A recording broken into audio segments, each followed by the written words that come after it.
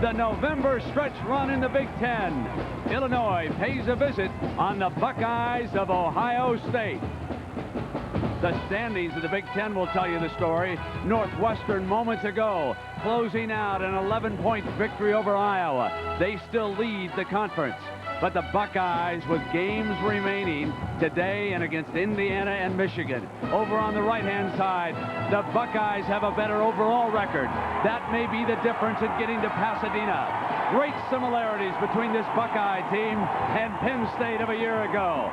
Let me show you how legitimate these two teams are and were. The Nittany Lions were unbeaten. There was the great Kajana Carter.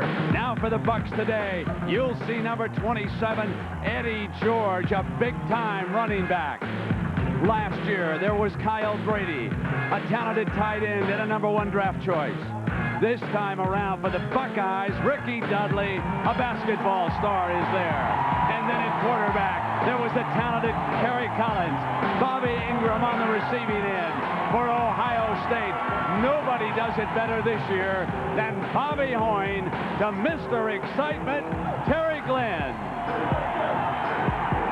That's why Penn State was unbeaten a year ago, and the Buckeyes are now. With Dick Vermeil, I'm Brent Musburger. Welcome, everybody.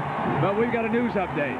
Mr. Excitement, Terry Glenn's not going to make it today because of that injured shoulder, Coach. Well, Terry Glenn might not only be the finest wide receiver in college football at catching 15 touchdown passes, but when you take him out of your passing game, you also indirectly hurt your running game. Now the defense can make a stronger commitment to stop the run. Now, Illinois has beaten John Cooper 6 of 7 times. They won their last 4 trips.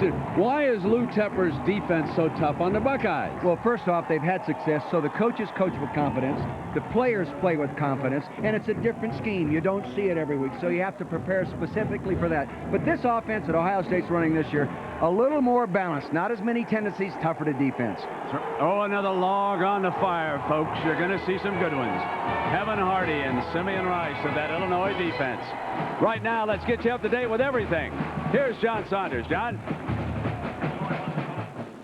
Thanks a lot, guys. We'll be along at halftime with a Prudential halftime report following Northwestern, Ohio State's chief rival, trying to head to the Rose Bowl. Other games will follow on ABC. Nebraska, the #1 team in the nation, facing once-beaten Kansas. And in the Pac-10, it's Oregon against Arizona. We'll have all the scores and highlights and see you at halftime. Some would say going 100,000 copies without an unscheduled service call is impressive. Sharp would say it's a beginning. Sharp. Call for your free interactive kit of copier solutions.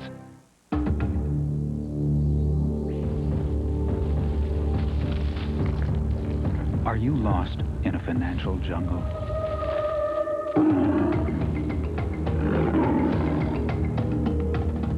What you need is someone who knows the ropes. Someone you can count on for advice and financial information. MetLife can help you tame the risks and help you make sense of it all. Get Met. It pays.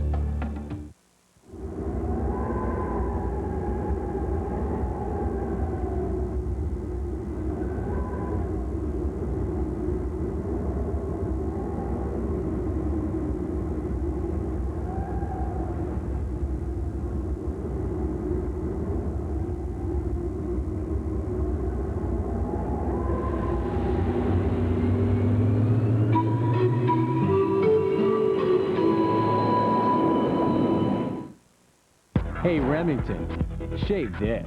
If you can grow it, we can shave it. The newest Remington Triple Foil, the only shaver with 3 micro screens, now has a 50% greater cutting rate with a more powerful motor. And 3 flexible foils for those hard-to-shave places on hard-to-shave faces. So make it this smooth, this comfortable, and this close. The new Remington Triple Foil. If you can grow it, we can shave it. At Sharp, we have a full line of copiers that suit the needs of your business, no matter how big your business becomes. Sharp. Call for your free interactive kit of copier solutions. Note the bottom line, sleet and snow. This was the scene earlier. Jackaroot weather is going to be the key factor here today. Brent, it certainly is, and it's going to have an effect on the game itself. Now, they pulled the tarp off the field, and this has the drainage prescription athletic turf, but here's the problem. The tarp left the field dry in some places and very mushy in others. Talking to the kickers, they say footing will be a problem. The other situation, well, losing Terry Glenn, that's the good news. If you've got to play in a game conditions like this, you want to be able to run straight up the middle. Old Big Ten football type weather. One thing that I think about, though, is like Yogi Berra said, deja vu all over again. We talk about the analysis of Penn State against Illinois last year. Well, it was dark and dank, and look at the run that Illinois gave against Penn State when they were trying to march to an undefeated season. We've got the same type of a situation here on the sidelines at Ohio State. Jack, they put the tarp on top of your head, huh, partner? Brett Schupline to kick it off, and there's a big-timer, Sean Springs, number 24, but the kickoff is a short one, fielded at the 25-yard line by Nicky Sualua, and the ball went down on the ground. Now, Bobby Hoyne, it had been whistled down, so Bobby Hoyne will bring the undefeated Ohio State Buckeyes out on the field. And there's our big man, Nicky Sualua, on our Chili's backs and receivers here. Dick, I know you're one of the fellows who really thinks a lot about Sualua, who is going to watch the first play here. I like him because he's such a fine blocker. He does the real important things to make a running game go. The Buckeye offensive line, Dick, your feelings about the Big O in Columbus, Orlando Pace. The best in college football, but Juan Porter, the offensive center, is really coming along well too, Brent. Well, we welcome all the Wildcat fans from Chicago. Isn't it something? It's November, and you're pulling for the Fighting Illini to beat the Buckeyes and help send Northwestern to Pasadena. Just an unbelievable football story unfolding in Evanston, Illinois. And getting George, and it's not going to be easy for 6 yards. John Saunders, how'd the Wildcats get the job done today, partner? Well, Brent, I know you're an alum, so you can remain proud here. Matt Sherman going to Derek Price, but he's stuck and fumbles the ball. But Haifa Ismaili picks it up, rumbles 31 yards for the touchdown, and that clinches it. 31-20, 9-1 overall, unbeaten in the Big Ten. Darnell Autry, 11th straight game over 100 yards. Brent. Thank you, John. And here Nicky Sualua is in that backfield now with George, and you can see the three wide receivers out on the side. They run Sualua straight ahead. There is a flag thrown by the linesman on the far side. The Bucks were short of the first down.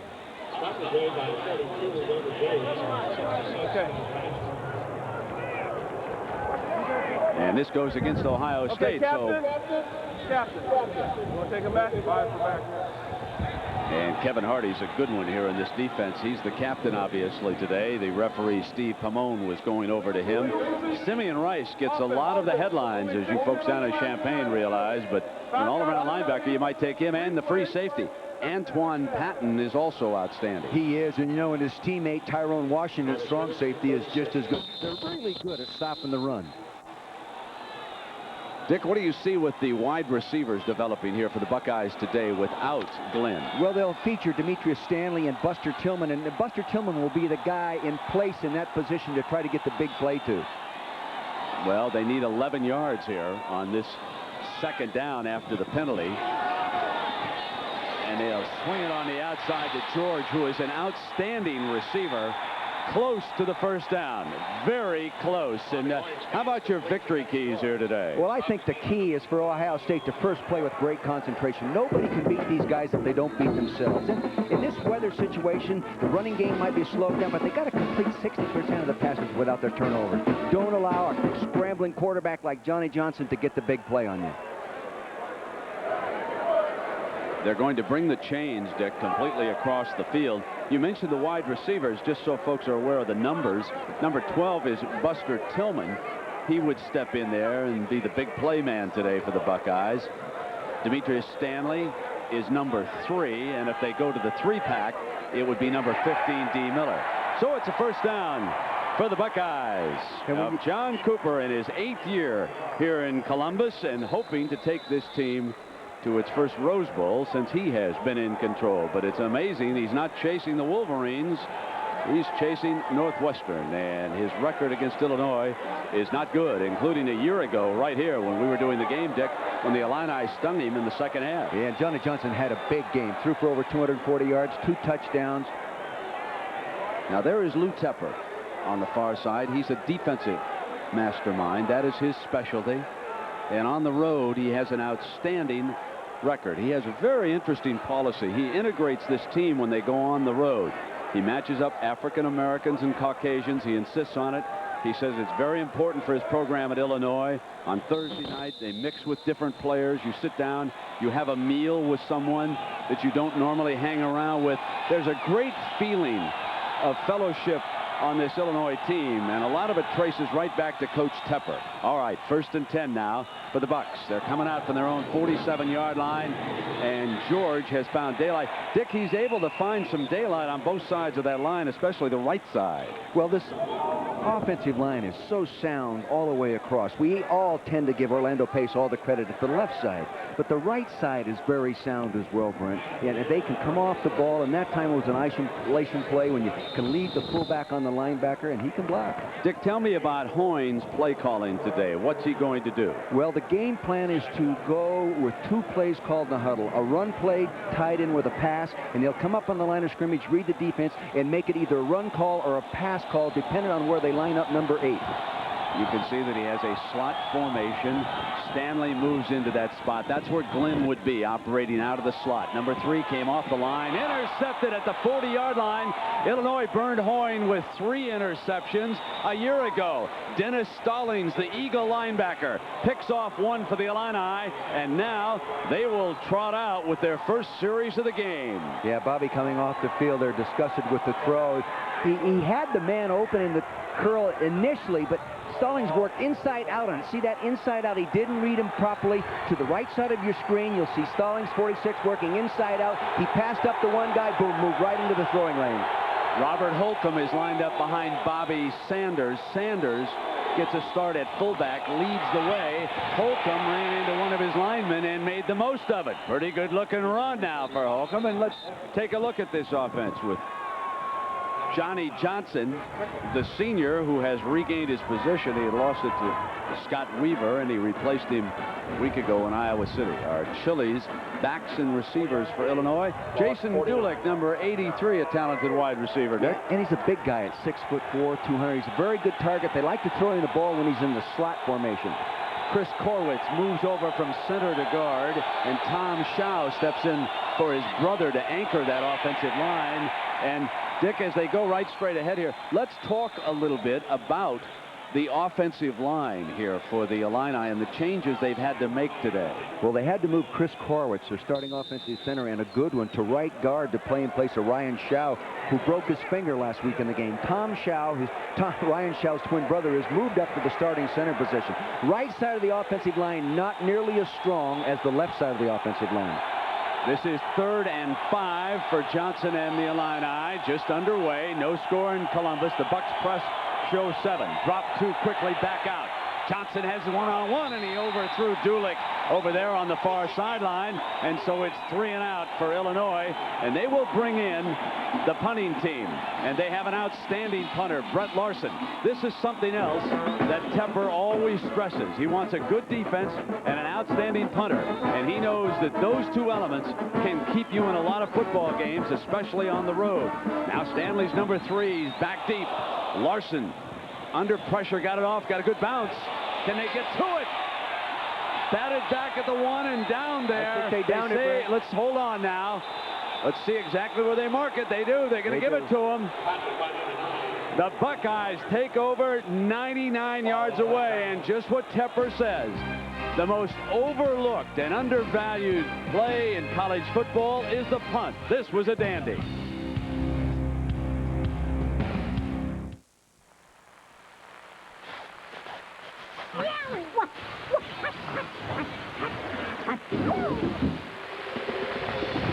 It's just not Chili's till you light up the grill, and that means steaks, like our new Solano strip steak and new steak pico, smothered with onions, bell peppers, and 2 kinds of cheese.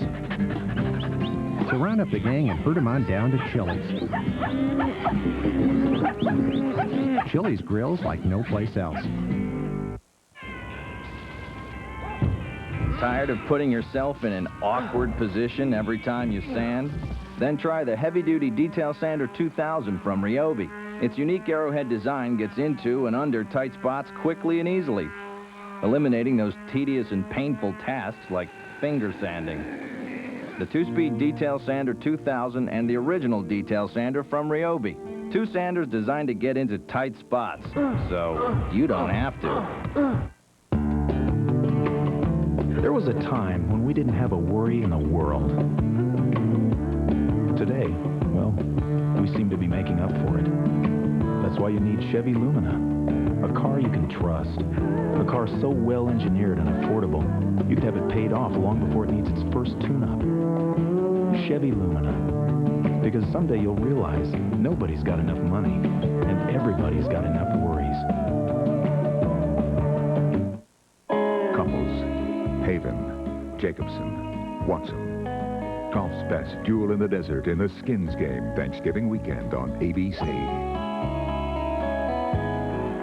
Coach Vermeil, now there's a football man over there for Illinois. He is a dandy. He's the defensive coordinator, Denny Marson, and he really loves what he's doing. Very enthusiastic. You talk to him, he darn near gets in a 4-point stance as he visits with you.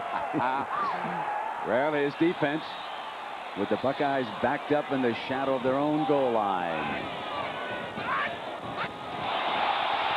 There figures to be a penalty flag, and it is thrown by the linesman there. The Buckeyes have been backed up by a punt, and they have 99 yards to go. John Cooper there, and for those of you who just joined us and have been watching this game along with us, here's the key storyline as we start. Ohio State without one of their big weapons. Watch now as Terry Glenn last Saturday night in the Metrodome fell hard on that shoulder. Dick Vermeil, you pick it up here and tell us about the injury now as we take another look at it. Well, he has a slight shoulder separation. I talked to him on the practice field the other day, and he said he just came down too hard on that turf. Not serious, but not ready to play today. And he jumped because he lost the ball in the lights. Every scout write it down. He held on to the football. Don't forget that. What a talented young man he is. Now, Demetrius Stanley is number 3. He's replaced him, and he is flanked out to the left side of Bobby Hoyne now. This is Eddie George. George picking his daylight out to the 10-yard line.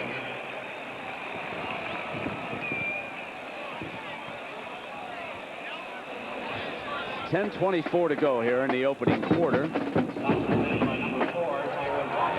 Eddie George was close that time. He made it out to the 10-yard line, so they will need about a half of a yard to go here, Coach. And this is a very important first down coming out for the shadow of the own you bet. end zone down here. When you start down there, your big goal is to get the ball out so you can punt it and get it beyond that 50-yard line. And they don't have a great punting game. Eddie George starting to run free. Breaks it on the left side. All the way out to the 33-yard line. Now you're watching a 6'4", 230-pound running back who runs with the skills and agility of a 6', 200-pound guy. He gets outside, good footwork, agility here. He didn't do that a year ago. Watch the face mask. Is that what they got there at the end? Boy, defensively, when you have a guy shut down back in your own territory, you cannot let him out of there. You can see about every time he carries the ball, he's close to setting another record. It was a face mask penalty. And the referee obviously having a little difficulty with his microphone down there, but he had called it. And so the ball is now brought out to the 38-yard line, and this is 1st and 10. And Eddie George and the Bucks have brought it out from their own 1-yard line after that punt was down. And they're moving the ball extremely well on the ground, Dick. They're blocking that front beautifully, and George now is starting to pile up big yards. Big yards. You see, they brought the wing back from the side and cut off the backside pursuit, and then allowed the hole up inside.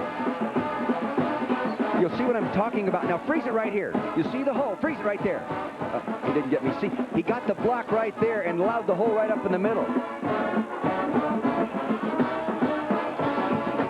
5 carries for 48 yards already. Coach, we got 9-10 to go. I am surprised at the number of yards that George is picking up against this Illinois defense early on. So am I.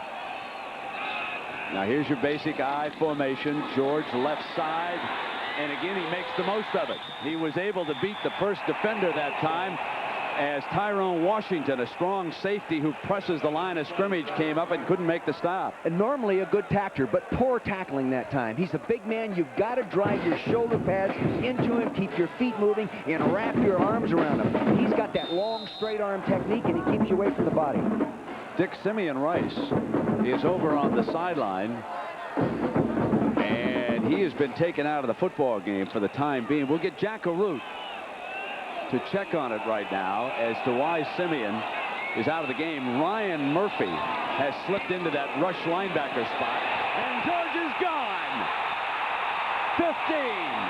5 to the 3-yard line.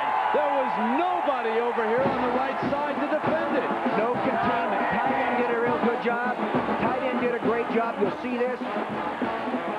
He started up inside, got good block by the tight end on the left corner of your screen here, gets a nice hook block. He's doing a little bit of holding with that left hand on Garrett Johnson. And outside, there's got to be someone up here. Normally it would be a linebacker that would scrape off and get into that point. Brent, I don't know if I'd make the tackle on this one. See how he slides along the line of scrimmage? No penetration allows him to bounce to the outside. Boy, they're running much more efficiently than I thought they could against this defensive front. Pearson replaces George after the 39-yard run. Pearson gets the call. Touchdown, Ohio State. The Buckeyes drive 99 yards.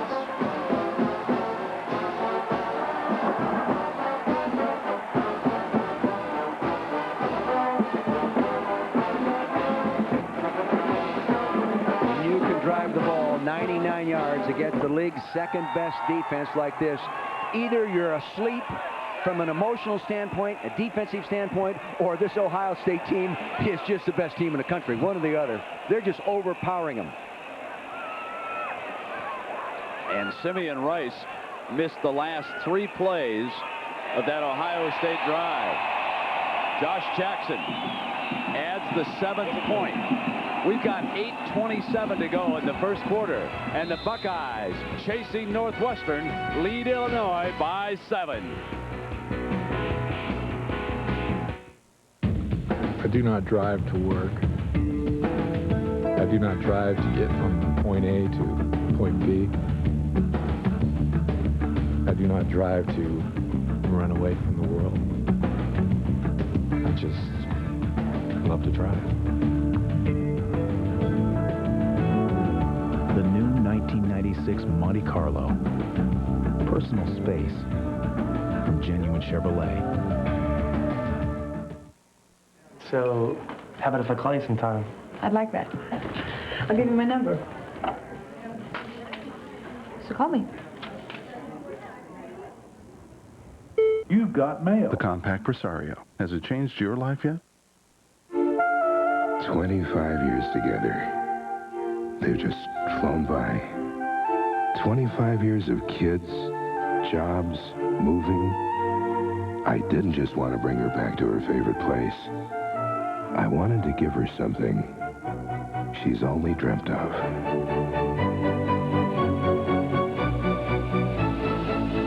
The 25th anniversary diamond necklace. You know, Huh? I made a decision today. Uh-huh. I'm not going back to the office. Great. Relax. I didn't say I wasn't going back to work. The compact Presario. Has it changed your life yet? Tomorrow at 4 Eastern, 3 Central, Americans Michelle Kwan and Nicole Bobeck. And our lead international field of skating's brightest new stars hit the ice. We'll feature the ladies in dance competitions. Sudafed Skate America International tomorrow right here on ABC. 99 yards in only 6 plays and less than 2.5 minutes, with Pearson picking up where George left off. The 39-yard run by George set up Pearson's touchdown, and right now George with 93 yards on only 7 carries. And there we see Wilbert Smith, who is back deep along with George McDonald. Mike Malfa is able to kick off today. He was slowed by an injury during the week. Coach Cooper not sure whether or not he can handle the duties, but he's healthy here today. And he sends one back to McDonald in the corner. Lets it bounce into the end zone, and he'll down it right there. So it'll come out now on the 20-yard line. John Saunders, how about Nebraska? Well, Brent, you've got number 2. Here's number 1. Nebraska on the punt. Isaac Bird fumbles it. It hits rolled and kicked into the end zone. John Vedral falls on it for the touchdown, and Nebraska's on top 7-0. In the Big Ten, Purdue against Michigan, and it was a messy day in Ann Arbor. As you can see, Rick Krebsker here is sacked by Clarence Thompson, and that's part of the scoring, part of all 5 points. 5-0 is the final. Brent. Bases clearing double in the 9th inning, John. That wrapped it up, and here it's Johnson who will keep it on a naked bootleg. He was going to throw it.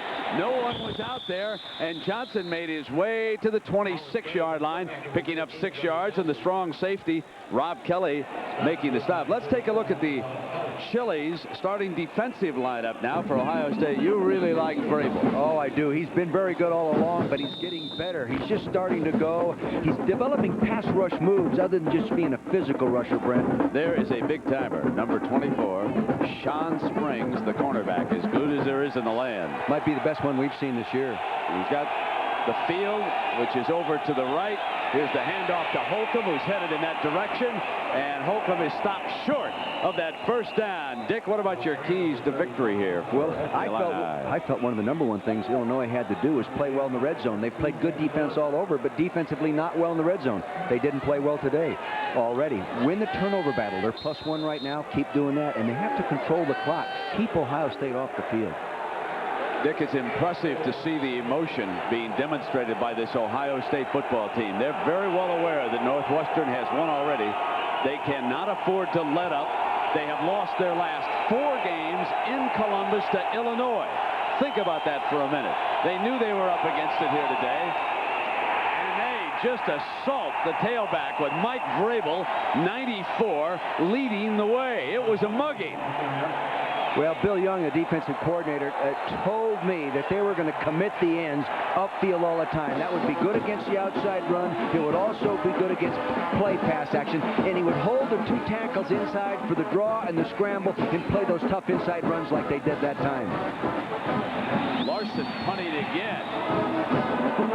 Stanley makes the catch at the 32, weaves his way, and Demetrius down at the 39-yard line.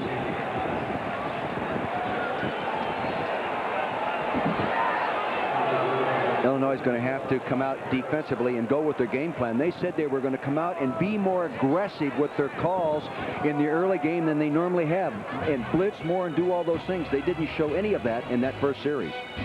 7-0. We're coming right back. When young policyholders come to me, I look at them and think, boy, that was me 15 years ago. I remember very well how quickly things changed for Debbie and me. Marriage, children, our first house. It's exactly why State Farm's family insurance checkups are such a good idea. Your agent helps you put it all in perspective so you can make the right decisions. The way you were 5 years ago is not the way you are today. It's comforting to me when I can say to my policyholders, hey, I've been there. State Farm is there. Here comes one. Oh, an 87 Buick station wagon. Got it. 74 Volkswagen Beetle.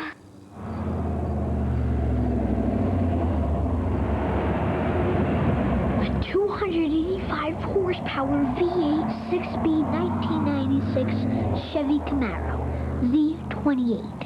Yeah, but what color?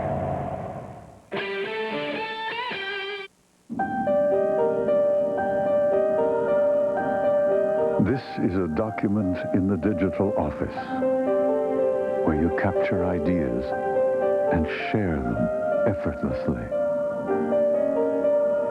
Whether they're on paper or on your screen, this is the space where Xerox works, giving you a simpler way to do good work.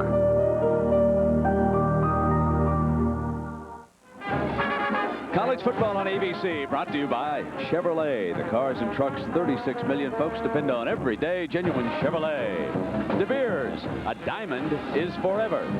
Beechwood Aged Budweiser, the king of beers. This Bud's for you. And Chili's Grill and Bar, where steak lovers go for great grilled steaks. Folks, if you want your car towed in Columbus, just park it when the band is practicing on a Friday afternoon in that lot. How come they didn't invite us over to grab the two? I was out there with them. Yeah. Oh, yeah. Gave him a pep talk. Said, come on. Well, Simeon Rice has checked back in to the Illinois lineup after missing the final 3 plays of the scoring drive previously by the Buckeyes. What about Rice's senior season with Illinois down in Champaign? How the coaches feel about it, Dick? Well, they give him credit for being a real good football player, but they like Hardy a little bit more in total performance for the year. And you know myself, I've seen this guy play in person about 6 times, and I've never seen him play up to his press clippings. Never have. Well, he's over here on the right side. Now he switches. And so they match him against the right side of the Bucks offensive line. You can follow him now. He's number 97. And Hardy was picked up. He was coming. And George is stacked up that time.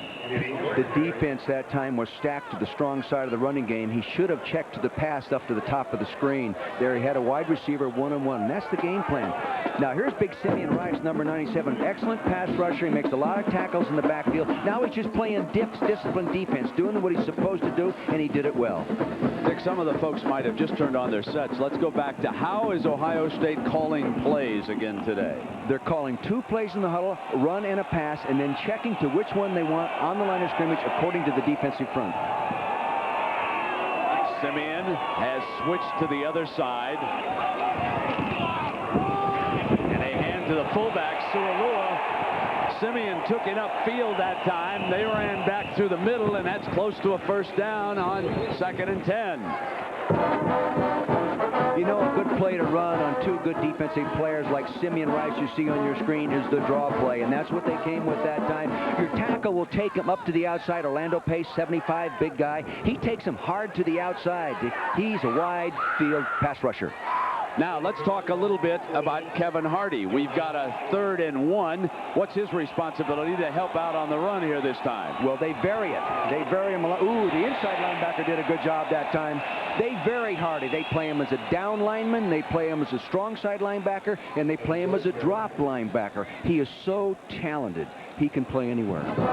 But the Bucks are moving the ball again. Another first down, Coach. They're doing a good job keeping that line of scrimmage clean up there. Yes, exactly. My gosh, you're learning, Coach. Well, I just listen to you, man. But you've got Jamie Sumner, the offensive guard, and Juan Porter, the center, and LaShawn Daniels keeping the gaps clean so the running back can find a place to run. Now let's see if the offensive line can give him another gap. Bucks lead it by 7 right now. Here they come. Right back up the middle. And George just breaks off for another big gain to the 30-yard line. Hey, this could be, hello, Heisman Trophy. Where you been? This man's on fire today. This is why we highlighted Nicky Sualua, the big fullback you'll see right here. Just follow him, ladies and gentlemen, as he does what he gets his scholarship to do. He goes in and whacks a linebacker better than anybody we've seen do it all year. He's a big 260-pound guy that isn't in the greatest shape and doesn't like to do a lot of things, but he loves to block, and he does it well. That's 10 carries for 115 yards. That's right, 115 yards in the opening quarter. There's the toss, short side, behind Sualua. He cuts off a Dudley. One of the things that's impressing is the way Dudley is starting to whipping block. butt over there. I mean, he just hooked him. He looks like Brady last year. Good thing we made that comparison. I've never seen him block like this. Watch this hook block right now. He's quick, he's agile, he's a basketball player, but he's a tough basketball player. You should not be able to do that to a down lineman. Now, that's a young defensive lineman. He's a redshirt freshman, and he's learning. But that's an excellent job by Dudley. And the strong side, off to the right, and what a start for number 27, Mr. George. Coming at you again. Another big hole, slams inside the 15-yard line. Now watch Dudley block on Kevin Hardy on this particular play. A lot of folks believe that the best tight ends in the world are in the National Basketball Association. You wouldn't argue watching this. See, he gets a cut block on Hardy, and I'll tell you, that's almost a knee block. That's a dangerous block.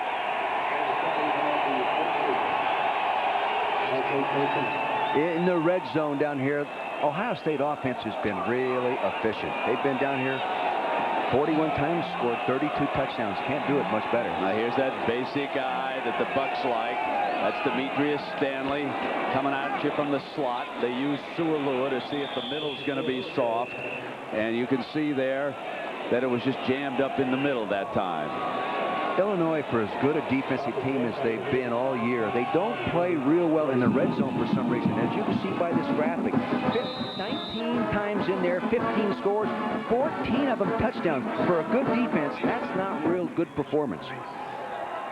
Jackaroo, you're on a diet. Mickey Johnson has... you bought him dinner. He should look better than that. Mickey, your friend Mickey Johnson, 94, has checked in at that nose tackle down there. And Pepe Pearson back at running back. Pearson will get the call. And he cannot beat Simeon that time. Talking to the coaches about Pearson, they say he has really stepped up his game. And watching George play, he doesn't play a lot, but he has been going in and doing a real good job. He comes into the ball game with like a 4.5 rushing average as a backup. That's a good job. You know, Illinois, even though they haven't done a good job in the red zone, they've only given up 5 touchdown passes all year. Tough to throw on these guys. 3rd down and 10 for the Bucks. They lead it by a touchdown. Quick drop, slash, Stanley. Oh, what a catch. Oh, what a touchdown. Demetrius Stanley would not be denied. And the Bucks have 2 scores in the opening 15 minutes.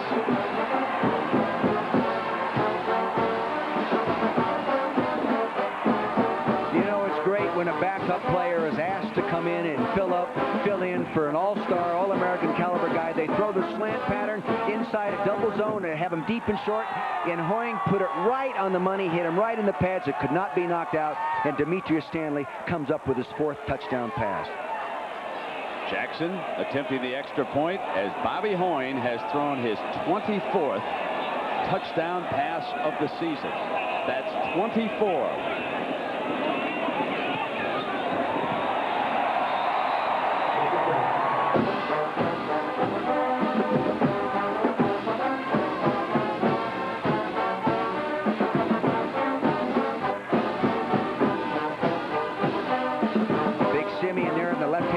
Screen, number 97, tall, big guy. He's really good normally at knocking passes down. He'll see a short drop. He jumps. He tries to get up there. Can't quite get in the throwing lane. Touchdown pass. Let's go to Jackaroo.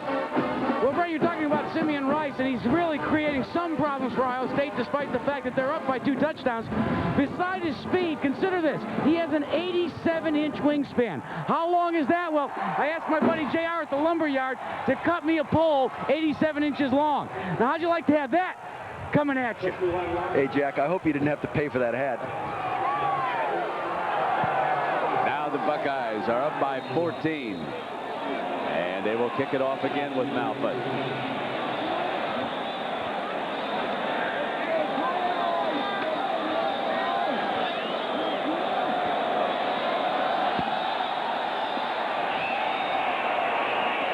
Smith fields it at the 8-yard line. To the 24-yard line, and this Buckeye team is on fire. Let's take you to next week's schedule. We've got a doubleheader for you. Now, at noon game, this is the Michigan-Penn State game. That's your opening game, and some of you will see Virginia Tech, Virginia. Then the second game of your doubleheader here on ABC will feature these games. Northwestern, Purdue, UCLA, USC, Arkansas, LSU, Colorado, Kansas State, Utah, BYU. So check your local listings and call your cable operators for pay-per-view. All right, now, Illinois brings it out. They're down 2. They're not looking too swift here so far. This is Holcomb, left side, and he is tripped up over there by number 30, Greg Belisari. Boy, what a nice play. And he's been getting better all year. 2-time academic all conference here in the Big Ten, pre-med student, smart football. football player. Talking to Mike Vrabel the other day, they said this guy, they're in a physics class together, got the highest grade in the entire class. A middle linebacker playing for the Buckeyes. Let's talk about this Ohio State defense. You told me yesterday after breaking down the tapes that you think they're getting better. They are. They are getting better because they're playing more discipline with more confidence, and they have such a great collective team attitude. They play extremely hard on every snap. Johnson's under pressure as a result of that, and it's an incomplete pass. That was Matt Bonhouse who was coming hard, and Luke Fickell also. Remember I said that Bill Young was going to play those tackles for the draw and the screen and that inside run and let the ends get upfield and harass the quarterback. That time, Fickell was right on top of him, reading it all away, and he, too, is a two-time academic All-Big Ten football player. This is the smartest defensive front seven that we see all year. All outstanding students. And I'm not talking about basket weaving, Brent, the courses that I took. These guys pre-med, pharmacy, everything. Jeff Wilson has checked in. Total yards. I mean, this is total domination, folks. Here they come again. Johnson, who's a slippery customer, able to get it off and make the most of it. But that was just Johnson creating with Belisari. They're defensively number 30 again. Tell us about Johnson and your thoughts about him as he leaves, Coach. Well, I've only seen him play well, Brent. You know, and I don't know how he got beat out for his position, but we saw him bring a team back against Michigan a couple of years ago in the final seconds. We saw him quarterback an offensive team against Ohio State and beat him. I don't know. I'll tell you what, they may block one of Larson's punts before this day is over. They are coming hard. Now Demetrius Stanley. There is one thing that we have seen today about this Buckeye team. They are playing hard and harder. They're without one of their stars, but there is no let-up. And they were closing in that time. You know, he still did a good job, Brett Larson did, at getting that ball off. He didn't hit quite enough hang time. That's why there was a good return. But good poise and good concentration on his part. Well, at the conclusion of the game, we'll select a genuine Chevrolet Most Valuable Player from each team. And today, Chevrolet has contributed almost $5.5 million to the scholarship funds of America's colleges and universities. Inside of 30 seconds left, opening quarter. Ohio State 14, Illinois nothing. He's audibly run, I think, Brent. And there it is. It was George. He should have stuck with the pass. Yeah. Coach, see, they had 3 defenders out on the slot, so that's a 3-and-2 situation. Game plan-wise, they're going to try to run against that because there's one fewer guys to block at the point of attack. Well, the seconds here are ticking away in the first quarter. It is hard to believe the Buckeyes with 169 total yards, subtract 3, and it's 166 for the opening quarter. It is all Buckeyes, but then they've got to keep winning. I mean, those mighty Wildcats of Northwestern already have another W. We'll be right back. If you buy a Cavalier today, we wouldn't be surprised if by the time it's scheduled for a tune-up, you've already got it paid off. If by the time it needs new rear shocks, you have your master's degree. If by the time it needs a transmission fluid change, your baby is in first grade. Or if by the time it needs a new muffler, we've elected 2 presidents. Any car can be easy to buy. Cavalier is easy to own. That's what makes it a genuine Chevrolet. Boris, darling, no more chase after moose and squirrel. Right. We make more money getting small big bunny. And so they chase the Energizer Bunny all over town, which brings us to the corner of... Say, what about us? You're in the next episode. Oh. Natasha, magnetic bundle, full battery, right out. Ah! I think we stick with the moose and squirrel. Oh, boy. Still going. Long-lasting Energizer batteries keep going, and... What the fuck? Hey, Benny, what do they call these shoes anyway? Air Penny. So who you guys playing tonight anyway? Minnesota. Oh, Los Lobos. I guess you're going for the big numbers tonight, huh? Now I want you to work them inside, work them outside. I'm sitting triple-double here. Now, Penny, I want you to say hello to my man Kevin Garnett. Kevin Garnett? Yeah, Garnett. We went to high school together. Tell him little Penny from the science club says hello. Can you do that for brother? They were really growing up fast. Too fast. All Kelly talked about was going to high school, and all I could think about was paying for college. Sure, I played around with a few mutual funds, but I was no expert.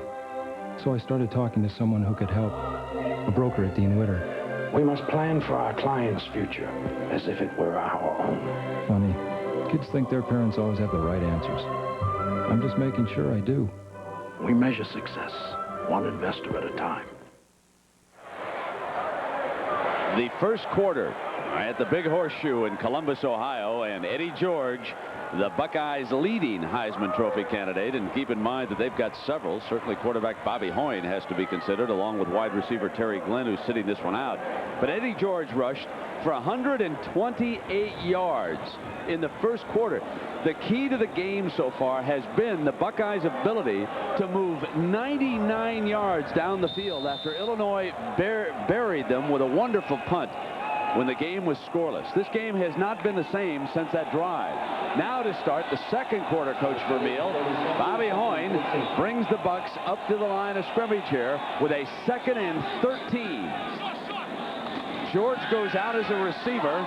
The offensive line deflected. Dudley's got it on a ricochet at the 49, short of the first down by a yard. Great concentration on his part. Good pass defense. The ball is batted around, but he maintains concentration of the ball and just picks it out of the air. Boy, this guy is a gifted guy. See, they give him good pass protection this time, too. He can get back. He can sit. Nice throwing lane. Nobody there. The ball's batted in the air. He concentrates on it, comes back up there, and hangs on. 12, ball to the 49. Now it's 3rd down, and Sualua is the fullback directly in front. Stanley, he's scored. He's the motion. They're going to toss, and Sualua buries him. What a block the fullback throws, and it's a first down, but there's a late flag. Did you notice that the formation lined up with the strength to the short side of the field, Brent, and all the defensive people had a shift. They had lined up improperly. Face masks. Sualua, we cannot say enough about this guy, ladies and gentlemen. He's an unheralded guy, but he is an offensive guard playing fullback, and he gets the key blocks at the point of attack. And you have to do that. Look at this key block right here. A beautiful block there at 37, left side of the screen. He buried the strong safety, Tyrone Washington, who's pressing closer and closer now, Dick. Does that make them vulnerable for a little play action here? Pass, yeah. I mean, Washington has really come up now to press the run.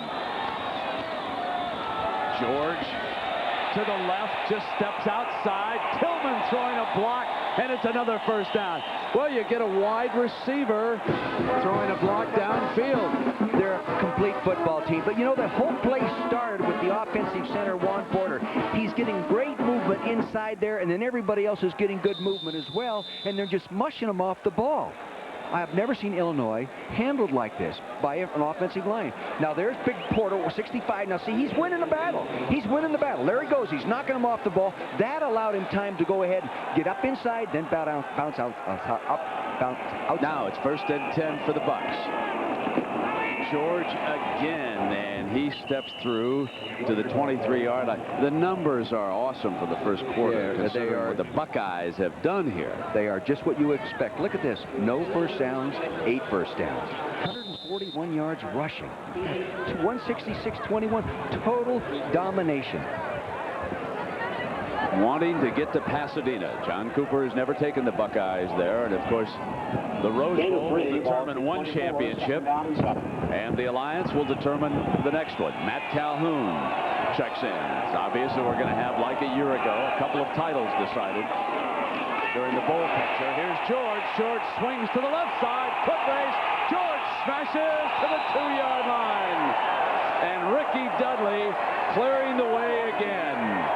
Dwayne Lyle trying to battle over there against George.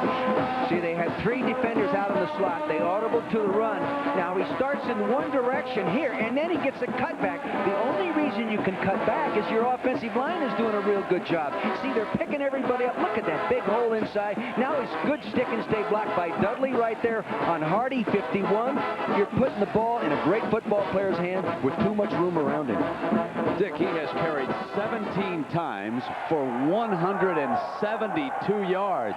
We have 12 and a half minutes left here in the first half of this ball game.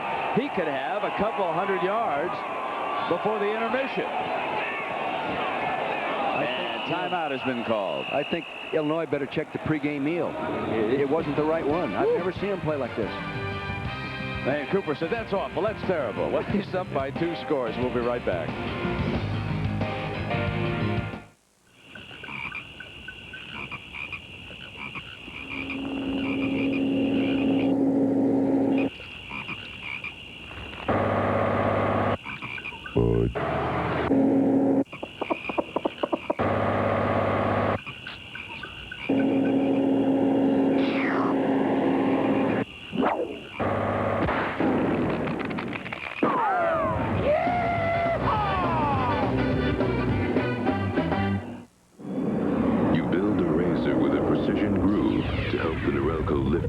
System shave closer than ever before. And what do you get? The Norelco razor, our closest shave ever. Enterprise? Hi, I'm at the repair shop. I need to rent a car. Enterprise will arrange to pick you up, This is great. drive you to our place, and get you on your way. Pick Enterprise. We'll pick you up.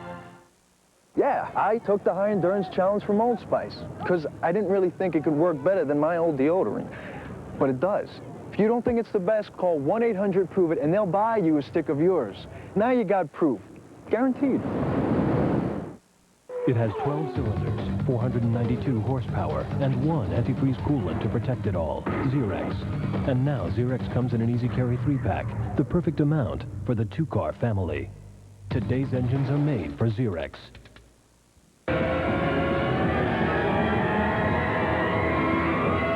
In 8 days. The Beatles Anthology, Sunday, November 19th on A Beatles C. Ohio State 14, Illinois nothing. Buckeyes threatening again. First and goal at the Illini 2-yard line. Eddie George, the tailback, has 18 rushing touchdowns already this season. He'll line up behind Sualua. Double tight end, Hauser and Dudley. Tillman's the motion man. They load behind Hauser. They'll toss George. Sualua, and he won't get it because Antoine Patton was able to come off the block by Sualua and still make the stop. Good play by the free safety. They got penetration at the point of attack. They cross-block there. You see the nice kick-out block there. Didn't knock him down, but the penetration inside by the defense forced him to run away from the line of scrimmage. This is what you want to do with a big back. Jamie Sumner was being forced back in, and that's what allowed Patton to come off his block and clean up back there. Now it's second and goal. Coach, what would you do here from the 5? Well, they have a real nice little play-action pass in the game plan. I watched them run it Thursday. They got Dudley leading the way. George, Sualua. George stopped at the 1. George. My God. Why give the ball to anybody else, huh? And he hasn't carried the ball enough times to be really tired. He's just making a lot of yards every time he carries the ball. He's getting great blocking, good movement. It got blocked by the wide receiver out there in Hardy. Another good block by Sualua. Wow, they are overpowering. Now it's third and goal from the 1. Why not just slip the ball into Sualua's belly and let him take it in? That'd be different. He's never scored a touchdown. The toss, it's George, and suddenly it's 4th and goal, and again McLeod along with Patton able to come up. So Antoine Patton, the free safety, helps out that 3-technique tackle, Tim McLeod, and they're able to do the deal and force a field goal. Yeah, I really think Joe Hollis, the offensive coordinator, and Walt Harris will second-guess themselves that time. You got the short yardage situation, 3rd and 1 up there on the goal, and toss the ball deep. Why not just give the big horse the ball and let him get up over the top? They've been running so well up in there. How about throwing it on 2nd down? Yes, well, that's what I called for. They didn't listen to me, though. Josh Jackson now. It'll be put down. This will be a 20-yard attempt. He's never missed one at this distance. Dean Kreuzer with the snap. Brian Heinen putting it down, number 86, and it's good. Lou Tepper's defense does not yield a touchdown this time, but the Buckeyes lead it by 17. 10 minutes to go, first half. It's color printing, and it's state-of-the-art. flyers. It's proposals. It's Crayola and Hallmark Connection software. And putting your very own logo on a t-shirt. So it's not business as usual. It's what you can do with a new Canon color bubble jet printer. Ken, what can you do? The legendary Nürburgring. It sounds crazy, but they let anyone drive on this world-famous racetrack for just a few Deutschmarks. It was here that Porsche engineers tested our new 911 Turbo. Lap after lap of the new 400-horsepower engine, the twin turbos, the liquid all-wheel drive. What did we learn? Well, don't send a German engineer here with an ATM card. Isn't that cute? What? You guys are like the three bears. You're double Whopper, Whopper, Whopper Jr., Bing Bang Boom. I'm hungry, so what? Well, nothing just sort of struck me as funny. So what are you saying? I'm like the mama bear? A Whopper value meal for any size appetite, starting at $1.99 every day at Burger King. That's getting your burger's worth. Hey, baby bear, you gonna finish those fries? Yes. Ooh, somebody needs a nap. Monday night, Jeff Fahey stars in a brand new episode of The Marshal on ABC. And on our NFL Monday Night Football, let's see. We got the Pittsburgh Steelers hosting the Benedict Arnolds. Good thing they're not playing in Cleveland, huh? Oh, my. Well, one thing about Ohio State, folks, they're not going to be moving out of town. Come on down here and watch these Buckeyes. What a football team they have finally put together here. The fans will tell you the story of what's been going on in this state. Some of the most loyal in the country. It didn't matter. Someone just ripped their heart out. Now punt to kick it off. McDonald. Alley. Nice return to the 41-yard line. A little enthusiasm on that return. That's what Illinois needs now. They need some kind of a play, offensively, defensively, a kicking game, to get these guys ignited because they're sleepwalking. They're just, it's not the same football team I watched on tape last week. Jack Arute, is there any pressure on Lou Tepper on the part of the fans down in Champaign? The kind of pressure, Brent, that a guy like John Cooper is so used to. Now, Tepper's had a very good record since he took over at the helm, but already the media, first in Champaign and now in Chicago, are beginning to second-guess his offense. They're saying that maybe Lou Tepper is not the guy, and he is beginning to feel the pressure. Well, that offense trails by 17 points right now. And on a bit of a delay, it's Robert Holcomb. Ty Douthert, who did not start the game, checked in. Now, without Landry as the offensive coordinator, Coach, this is an entirely different approach to offense this year as opposed to last. Totally different style. Of course, they had Ken Dilger at tight end, who's now playing on Sunday, too. They lost some skilled guys at the receiver position. Plus, they've had a lot of injuries in the offensive line. But Paul Shadell's put in a different style of offense. And, you know, the players are inexperienced, they're young, and it's going to take them some time. They played pretty well last week. Second down and 10. Now the swing on the outside. They hit the tailback coming out, and Holcomb with speed still going to the 39-yard line. There's a play. Yeah, and you got the screen play. You get the offensive lineman out in front of you like this. And this young back, Holcomb, made a nice run last week for over 50 yards. In fact, this was the longest play from line of scrimmage for him this year. He's a tough runner, and he just proved he can run well outside there in the perimeter. Where Johnson is dangerous is in a freelance play. Oh, you bet. The broken play. It's going to be a screen pass to the right side of your screen. Fullback Holcomb, 35, swinging out of there. He gets a nice peel-off block out here. He's got linemen leading him right there. So on their first down, now they come back and hand it off to Douthert, and Douthert is jammed at the middle. Might have gained about a yard on that play as the Bucks jump all over him. Well, Miami on the comeback trail. Kentucky beating Cincinnati this afternoon. Some of the other scores coming your way. And the Air Force with a big lead on Army in the fourth quarter. Navy a victor over Delaware, 31-7 the final in that game. So second down and 8 now for Illinois, trailing Ohio State by 17 points, second quarter.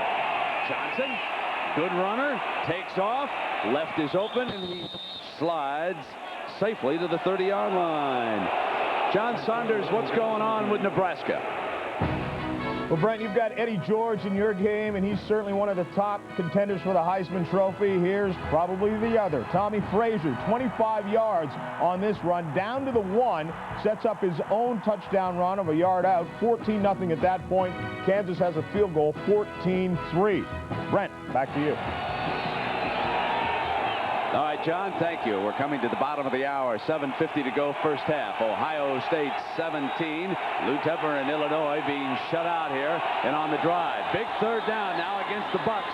Holcomb couldn't get it. Now trailing by 17, Coach, wouldn't you think that after that good stop by Belisari, you might as well go for it? You might as well go for it. You need something to get yourself in the game emotionally. Get some success, gain some success, rather, and get fired up a little bit. Somebody's got to make a play to shake them loose here. So it'll be 4th and 1 at the Buckeye 31. You think Northwestern fans aren't pulling for a first down right here, Coach? You bet they are. It's November, and they got something to cheer for. They're in a power eye. They like to run the off-tackle play away from it, and that's what they do. Nothing doing. I mean, they ate Douthert up. They feasted on that play. They knew it was coming. That was Antoine Winfield who blitzed off the corner, a true freshman corner. They got in that formation last week, Illinois did, with 3 backs in the backfield and ran the old University of Michigan power O play. Kick out to the right here like that, pull the guard, lead the fullback. Here he comes. But they read it all the way. They weren't surprised. Well, there's a University of Michigan connection to this offense right now. Paul Chadell was an offensive line coach for Bo for a number of years, and a good one.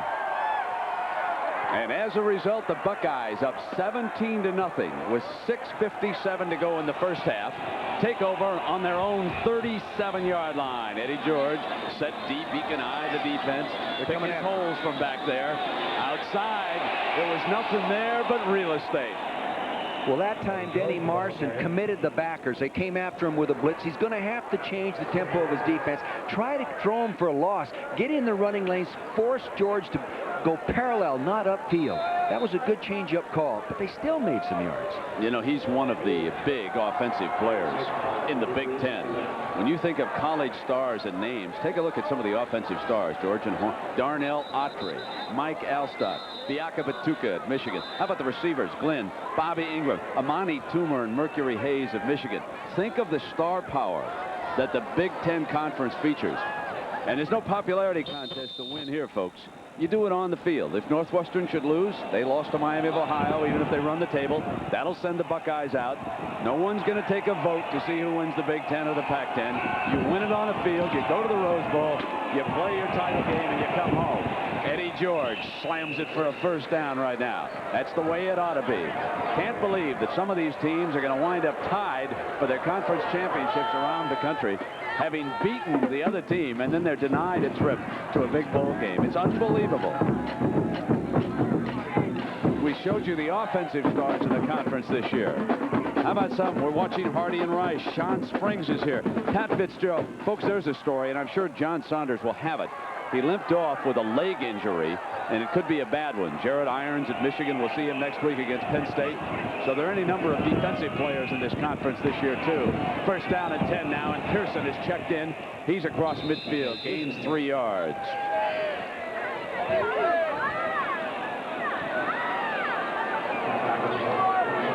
Joe Hollis, offensive coordinator, Brent, and Walt Harris, the quarterback coach. They're doing a real good job of moving things around formation-wise, not showing them one formation more than once. Then they come right to another one. Then they come to a 2 tight end package. Then they come to the 3 receiver package. They're really moving it around.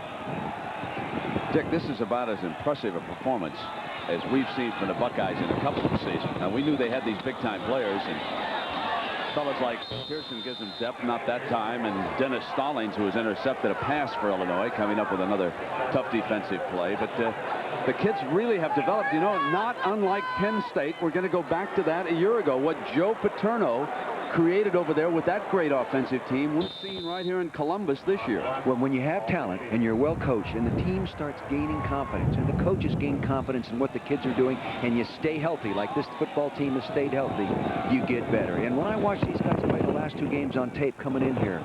They were a different team than the last time we saw them play. What about Eric Golston, the right tackle? He was the youngster. Is he coming along? He's improved. He's still the weakest link, but he's improved a lot.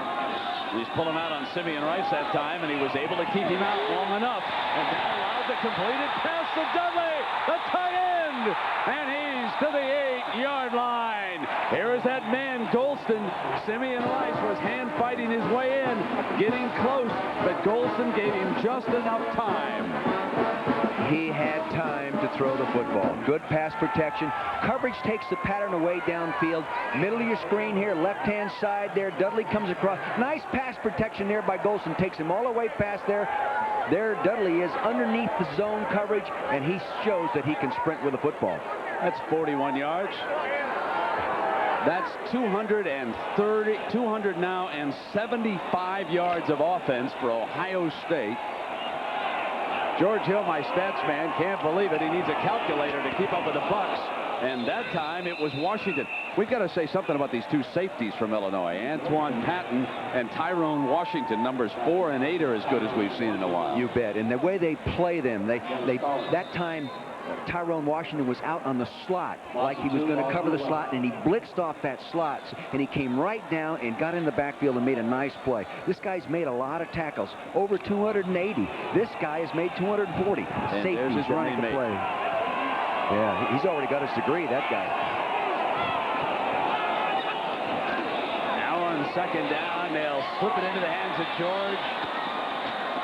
George to the 8-yard line. Hatton is there. Number 8 at the bottom will get back up, making still another stop for the Illini. Well, getting back to those safeties, Antoine Patton, you called his name a number of times. He was second team all Big Ten last year. He's got his he graduated in May. He's working on his master's. You know, and a real good student, good guy, good football player. He's been a good leader in this program. They're going to miss these two safeties when they go. 2:25. And it's third down. George goes in motion. Pressure on the blitz. Washington was in, and Kevin Hardy coming from the other direction, and they buried Bobby Hoyne back at the 16-yard line. Denny Marson did a good job of calling that change up. They wanted to throw the ball to left. Bobby Hoyne looking left. Doesn't see the team right now looking left. Motion to the top of your screen. He's looking there. Now he looks back. He doesn't see Hardy. There's actually a mistake in the protection here, or else it's a mistake by the quarterback, and he was supposed to read him as a hot receiver. One or the other. Illinois, Dick, prevented another touchdown, and Jackson on to attempt a field goal. With Hyman holding, this will be a 33-yarder. He pulled that one, and it's no good. So it stays at 17-0. Gives Illinois a life if they can find a scoring spark on offense. We'll be right back.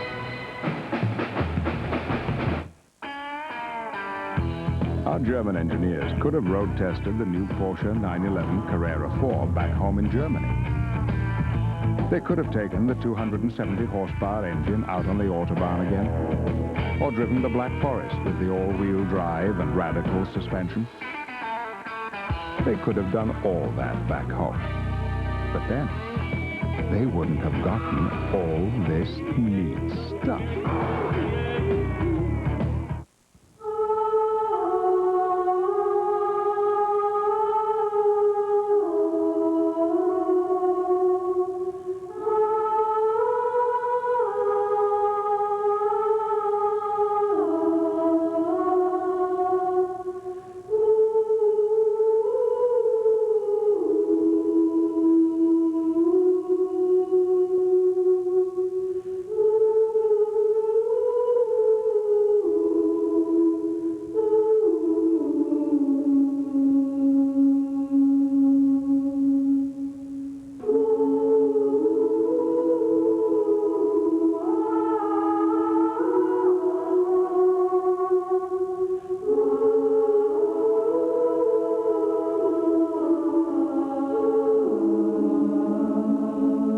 Big Ten Conference, celebrating 100 years of athletic and academic excellence.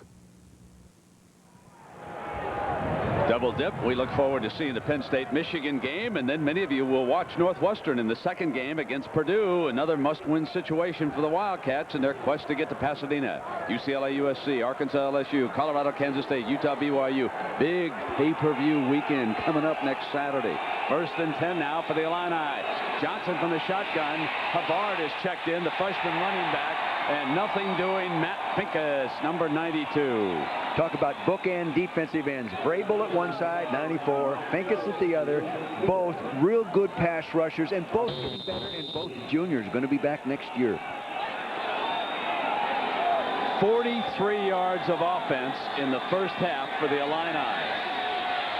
Johnson under pressure, dumps it off, creates a play out of bounds at the 35-yard line, inside of a minute to go. Rob Majoy, number 22, a talented young wide receiver for Illinois. And, of course, Fisher was unable to make this trip for the Illini, wasn't he? Yes, he's been banged up, and he didn't even make the trip. And they need those kind of guys with experience. You lose a senior, and you're throwing the ball through a true freshman. There's a big difference.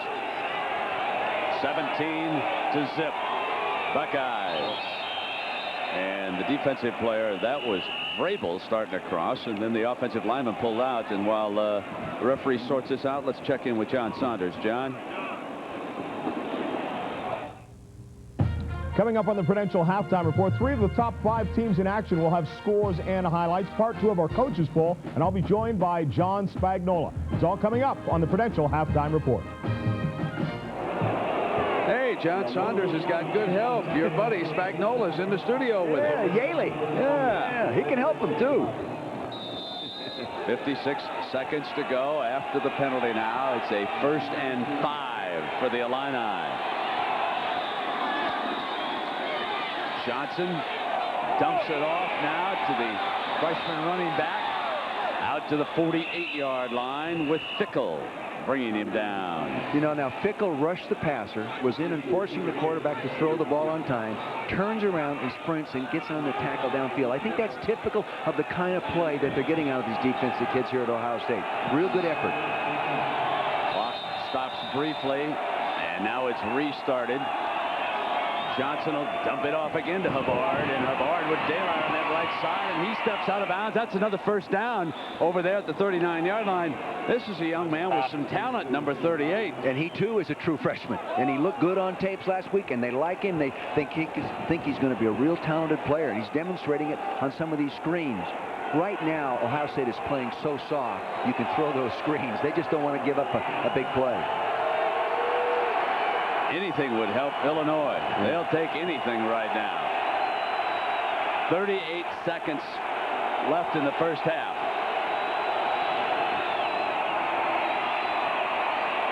Middle incomplete in that was Ryan Miller, the linebacker, number 43, defending.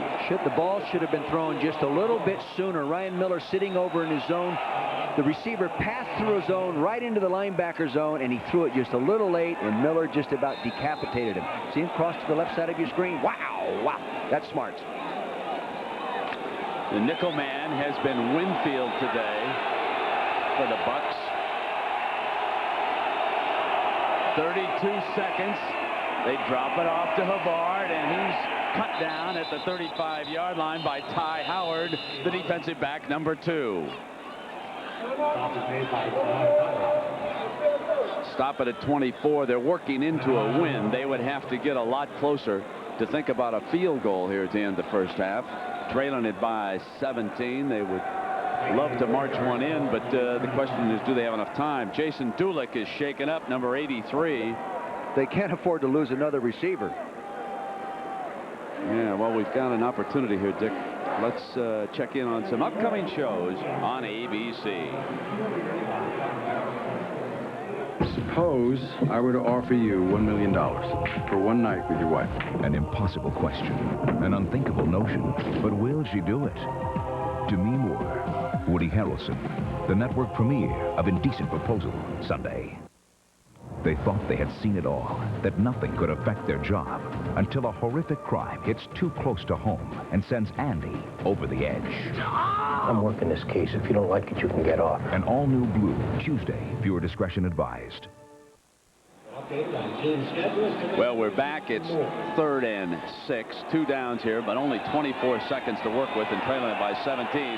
One of Johnny Johnson's best broken plays might do it here, Coach. You bet, because he can run and tack the line of scrimmage, draw the defense, and then still throw it downfield. Must reach almost the 28 for first down. Bullet can't be caught. And there is a penalty flag thrown back where the quarterback was being hit. Boy, he rifled that ball down there to Lenny Willis, and it was just thrown just a little bit behind him. Holding. That'll just about do it here in the first half. Yeah. 18 seconds to go, and now a holding penalty. There's a nice man. Has he done a great job? Holding. Offense. 10-yard penalty from the spot of the foul. Replay. 3rd down.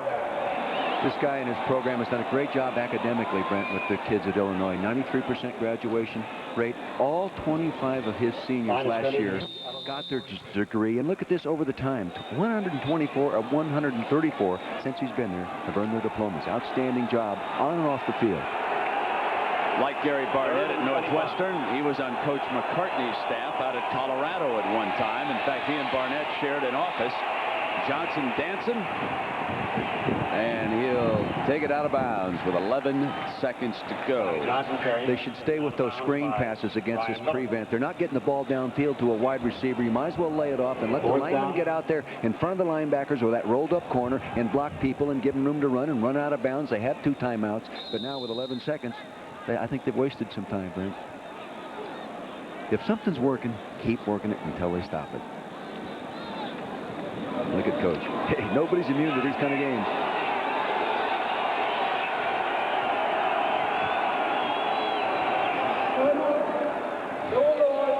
Illini use a timeout. Johnson will go over to the far side. Well, let's see. He was the substitute quarterback a week ago in Iowa City. Who knows? Maybe we'll see a little bit of Scott Weaver here in the second half. Jack Arute, how's the footing holding up here at Ohio Stadium? Well, Brent, remember at the top of the show I said that the major concern was going to be the soft spots on the field. Well, Josh Jackson found one of those soft spots when he attempted that field goal. He said, I spoke to him, and he said, I actually slipped and missed my footing. He was concerned about, he says, the areas between the 30 and the 35, and that's where they tried to kick. You may wonder also why we're not putting it up in the air a lot more. Well, the wind is gusting, but it's not gusting north to south from one end zone to the other. It's going across. See? It just blows this way, like that. Right? You ought to be a weatherman, Jared. Ohio Stadium in Columbus used to be artificial turf. Many of you folks remember watching those games when they had a carpet down here. And now, with 11 seconds to go, Tepper has sent his punter onto the field. And the Buckeyes will let this one go. It hits the official in the back, bounces back to the 8-yard line with a second left in the first half. That baby was headed into the end zone. Just when you think you have seen it all, he is in play. I mean, it got him right in the back. Watch this one, folks. That's the first time I've ever seen it happen. He should have signaled for a fair catch. Oh, sure. I mean... You know, we can laugh about it now, but that was a real critical situation in the critical part of the ball game. You'd want to kill the guy. I don't know what the ruling is on that. I guess the ball just goes like they're doing it. He's in play. Yeah. I mean, on a punt situation. You better put a helmet on if he's in play, I'll tell you that. It's just like an umpire getting away with a long receiver. The Oakland Raiders and the Kansas City Chiefs know all about that. Yeah. Interception. The Chiefs win that baby in overtime. We're at the end of the half. 17-0 Buckeyes. John Saunders is next.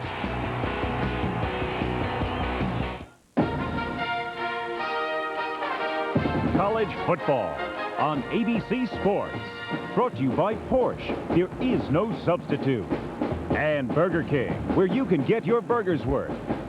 Stay tuned for the Prudential Halftime Report after this message and a word from our ABC stations. Do you know what Hitachi makes? Ready? Go.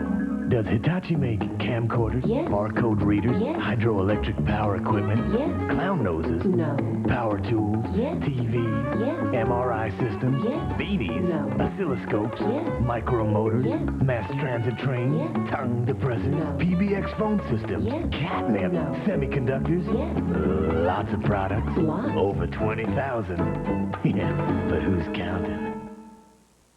The human face. Difficult terrain. Perfect for Braun's new 3-stage shaving system. One foil removes short hairs. An integrated cutter, longer hairs. The second foil completes the job. For Braun's closest shave yet. Finding out Little Caesars' new stuffed crust pizza is a better deal at only $7.99 results in a kind of wacky happiness. A large cheese and pepperoni stuffed crust pizza at Little Caesars for just $7.99. Pizza, pizza. Which hotel has the right rates and the right rooms for business travelers? Last year, 14 million people found the answer.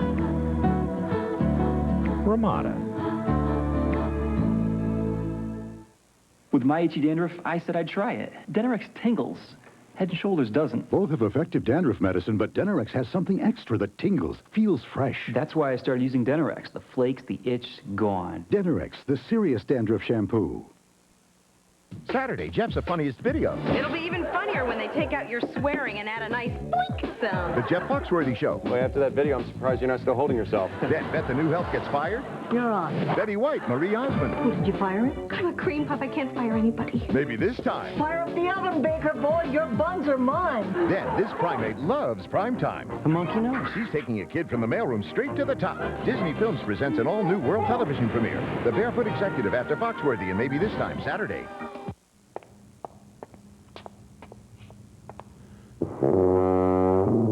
Lower. Lower than that. As low as you possibly can. Join your family for the holidays with up to 50% savings on select Northwest fares to select cities in the U.S. and Canada. Ticketing ends November 15th. There. Stop! We have a deal that's never been offered in Columbus before. 3.75 APR. Not on selected models, but on all new 95 and 96 Ford cars, trucks, and vans in stock. And the timing couldn't be better. Graham's selection is huge, with hundreds of vehicles ready to deliver at 3.75 APR. 3.75 APR on all new 95s and 96s in stock. Come and get them. 707 West Broad Street, Graham is Ford. Watch 6 on Your Sideline live Monday at 8. The Prudential Halftime Report, brought to you by the Prudential. When you face the most important financial decisions of your life, turn to the Prudential. Peace of mind, it comes with every piece of the rock. From our New York studios, your host, John Saunders. And I'm joined by John Spagnola, and thanks for joining us today. In an interesting game, 17-0, Ohio State has the lead. Eddie George has 180 yards in the first half. Ohio State looking good, but Florida actually may be in better shape, even though they're ranked number 3. That's right. Even though Ohio State jumped over Florida in the polls last week, Florida really controls their own destiny. Take a look at their schedules. Ohio State, the rest of the way, that key game against Michigan, of course. Michigan's ranked 13th. If they win that, they go to the Rose Bowl. They'll probably play USC, which is ranked number 12. On the other hand, Florida will play the big game against Florida State there at the end of the year. Florida State now ranked 6th. Then they're going to go in the SEC championship game in all likelihood against Arkansas, which is ranked 15. They win that game. Then, of course, they play against Nebraska, ranked number 1. If they win that game, I think they control their own destiny, and they win the national championship. And that's exactly what Steve Spurrier thinks as well. Nebraska, the team you talked they might meet in the Fiesta Bowl. Today facing Kansas, and Tommy Frazier, 25 yards on this run. It gets it down to the 1-yard line. Look at the talents of this guy. And this is why he's one of the top contenders for the Heisman Trophy. And then Tommy Frazier punches it in. 14-0 was the lead. But Nebraska has not been able to put away Kansas. This one closer than people might think. Well, Nebraska hadn't turned the ball over in the previous 4 games. They've turned it over 3 times today, and that's what is keeping Kansas in the ballgame. All right, Kansas State facing Iowa State. 49-7 is the blowout here. The Big 8 sophomore rushing record is broken by Troy Davis, surpassing Lawrence Phillips, 1,722 yards. Davis, 170 yards today. Missouri facing Colorado. Colorado coming in ranked number 9 in this one. It should be an easy matchup. Missouri, usually somebody that everyone beats up on in the Big 8. 21-0 is the score. John Hessler with 2 touchdown passes. Southwest Louisiana facing Arkansas, ranked number 15, 24-13. Barry Lunny has a touchdown run. Madre Hill has a 13-yard touchdown run as well. This one is just going final now. Arkansas picking up the victory. Oregon and Arizona. Tony Graziani's had a pretty good year. This time looking for Christian McLemore. 33 yards on the pickup. It puts the ball down to the 2, setting up a Ricky Whittle touchdown. Arizona Tech a 10-7 lead, but right now it's tied at 10 apiece. Virginia Tech blows out Temple, so they now have won 8 consecutive games after starting 0-2. 38-16. They clinch at least a tie for the Big East title, but that doesn't mean they get the alliance pick. Washington against UCLA. Washington ranked number 22 and leading 21-7 in this game. Kareem Abdul-Jabbar, though, a story. He's not in there right now. That's right. He went out in the first play of the game. He injured his ankle, and obviously that deflates the hopes of the Bruins in this football game. Cal against Arizona State, Brian Singleton. 85-yard kickoff return for a touchdown. 21-14 is the score right now. Miami against Boston College. Now, Miami still has a chance to get the alliance pick. Danielle Ferguson, 85 yards. Great move right there. And then the burst of speed. None of the Eagles can catch him. He takes this one to the end zone for the touchdown and a 14-0 lead for Miami. Boston College came back and tied the game, and Miami wins it on a field goal 17-14. Dan McGuire missing 4 field goals, including a 47-yarder at the gun for Boston College. Oklahoma State and Oklahoma, 12-0 State. The Cowboys with the lead and looking for the upset. Tony Jones with a 1-yard touchdown run. Michigan State blows out Indiana, 31-13 the final there. Scott Green, a 76-yard punt return for a touchdown. Army and Air Force, if Air Force picks up the victory, and it looks like they will win the Commander-in-Chief trophy for the 7th consecutive year. Bo Morgan, 2 touchdown passes and a touchdown run. And we'll continue with more of the Prudential halftime report in just a moment. But first, to look at some more scores. UMass over Boston University. Frank Alessio, 21 carries for 337 yards and 3 touchdowns.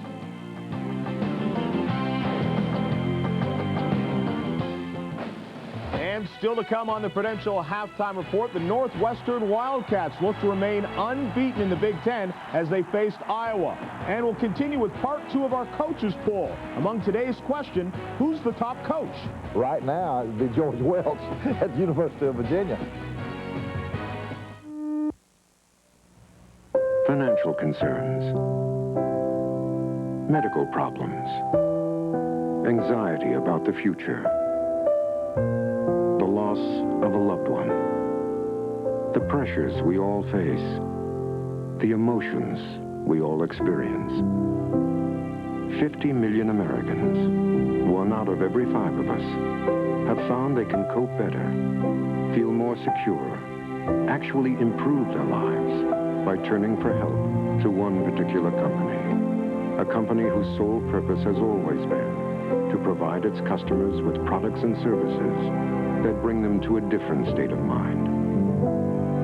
Peace of mind, security, protection, preparation, optimism, peace of mind. It comes with every piece of the rock. Dear Dad, Memorial Stadium opened and Red Grange scored 6 times. What a win. And there are some really amazing people here. The Daily Illini says Professor Bardeen just won his 2nd Nobel Prize. All those late nights paid off. Our hybrid electric car won Best Engineering Design in Detroit. Got a big day tomorrow. More later. The University of Illinois at Urbana-Champaign. One great university, then and now. Welcome back to the Prudential Halftime Report. John Saunders here with John Spagnola. And John, Northwestern, one of the biggest stories of the year, and you can't blame anybody for jumping on their bandwagon, and they really have in Chicago. Absolutely. You know, the Northwestern fans used to use this defense mechanism and chant, "That's okay, it's all right, you'll be working for us someday." But that's all changed now as the players and the team have created excitement that has not only swept up the Chicago area, but the entire country. They expect to win every game that they go out, and they expected that today as they faced Iowa to remain unbeaten in the Big Ten. Nick Gallery's kick to Brian Musso is returned 60 yards. Watch the speed here. The little guy takes off, takes it all the way for the touchdown. Northwestern takes the lead 17-14. Iowa quarterback Matt Sherman goes 39 yards to Steve Slutzker, and Iowa regains the lead. Now, there's a defensive player for Northwestern a lot of people haven't heard about. Had another great day, Pat Fitzgerald. Pat Fitzgerald walked off the field there. He had 10 tackles again today. Every game this year, he's had 10 tackles or more. You have heard of this guy, though. Darnell Autry, 3 yards on the touchdown run. He goes over 100 yards for the 11th consecutive game. Northwestern, 31-20. They get the victory. Fitzgerald, we talked about it, 10 tackles today. Season average of 13. He left the game with an injury, but still had a terrific game. Florida State against North Carolina. Bobby Bowden trying to rebound from that loss to Virginia. And you rebound with this guy, Warwick Dunn. Remember the last time he touched the ball against Virginia, he got it down to about the half-foot line. Well, this time he takes it all the way. 43 yards for the touchdown, 14-0 at that point. Florida State goes on to the 28-12 victory, as it's their lowest offense of the season, just 377 yards. First time under 400 yards this season. Warwick Dunn, the first Florida State back to post 2 1,000-yard seasons. Purdue against Michigan. This is not a misprint. 5-0 is the final. A field goal and a safety, the only scoring. Tim Biakabatuka, 12 carries, 84 yards. He didn't play in the second half. He had an injury. Virginia against Maryland, and George Welch coming off that big win. Well, he had to be concerned about the big win against Florida State and a letdown by his football team. They were down early in this game, 11-0. Kevin Brooks, you saw on the 5-yard touchdown run. Scott Milanovic here, intercepted by Paul London. For London, his second of the game. Milanovic was intercepted 4 times as Virginia wins. 21-18 is the final there. Alabama against Mississippi State. For Alabama trying to close out what's been a very strange season for them in the SEC, and Mississippi State headed to probation. 14-9 is the final. Alabama gets the victory. Dennis Riddle had a big game in the game with 38 carries for 181 yards, averaging almost 5 per carry. He also had 2 touchdowns. Syracuse blows out Pittsburgh 42-10. Pittsburgh 8 consecutive losses after starting 2-0. Donovan McNabb could be the starting point guard for the Orangemen this year. 12 passes completed out of 15 for 157 yards and 2 touchdowns. And Duke beaten up by Clemson. 34-17 was the final. Raymond Priester goes over 1,000 yards. First Clemson player to do that since Terry Allen back in 1988. Now, last week we gave you part 1 of our coaches poll. Top coaches talking about top issues. This week, part 2.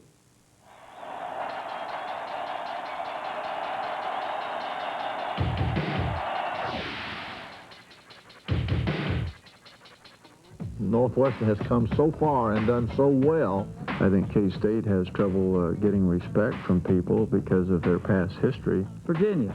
I think Virginia. Jeez. Probably the University of Oklahoma is the most underrated team in the nation. Ohio State might be the most underrated team. Who's my man at Fresno State? Jim Sweeney. Either Joe Paterno or Bobby Bowden. There's certainly Tom Osborne and Joe Paterno, Bobby Bowden. Joe Paterno, Tom Osborne, Bobby Bowden. But if I had to single out one coach, I think it would be Eddie Robinson. You're talking about winning 400 games. That's 40 years winning 10 games a year. I don't know that there's anybody that I would not like to face in a bowl. I'd have to say Florida State. Nebraska. Nebraska, you know, we've played them 4 times, I think, in the last 8 years in bowls. You understand, I just want to go to a bowl. I want to go to a bowl real bad. I hadn't been to one of them before. Things have changed, haven't they, for Terry Bowden? They have. You know, the irony there is in the last 2 years, Auburn goes 21-1, and they're not eligible for a bowl. Now they're eligible, and they're struggling to get into a bowl game. They have to beat Georgia tonight. He has still done a terrific job. One other score before we get out of here. Yale gets the victory over Princeton. 21-13 is the final to pick up their second conference victory right now. Yale 3-6, the winner over Princeton. No doubt the biggest upset in college football so far this year, John. Yale is sitting next to me. I had to give the Yale score. All right, we'll continue with more of the Prudential Halftime Report in just a moment. Congratulations to the Elis. Thank you.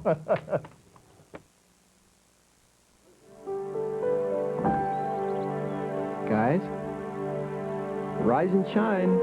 The way things are stacking up, this may be a good time to move, which means you need a real estate agent. An agent with a name you'll recognize. One who'll market your house at the right price. A Prudential real estate professional who won't rest until it's all put to bed. The Prudential Real Estate Affiliates. The Rock is the answer. If you want to be a big and stronger athlete, you have to be a big and stronger person.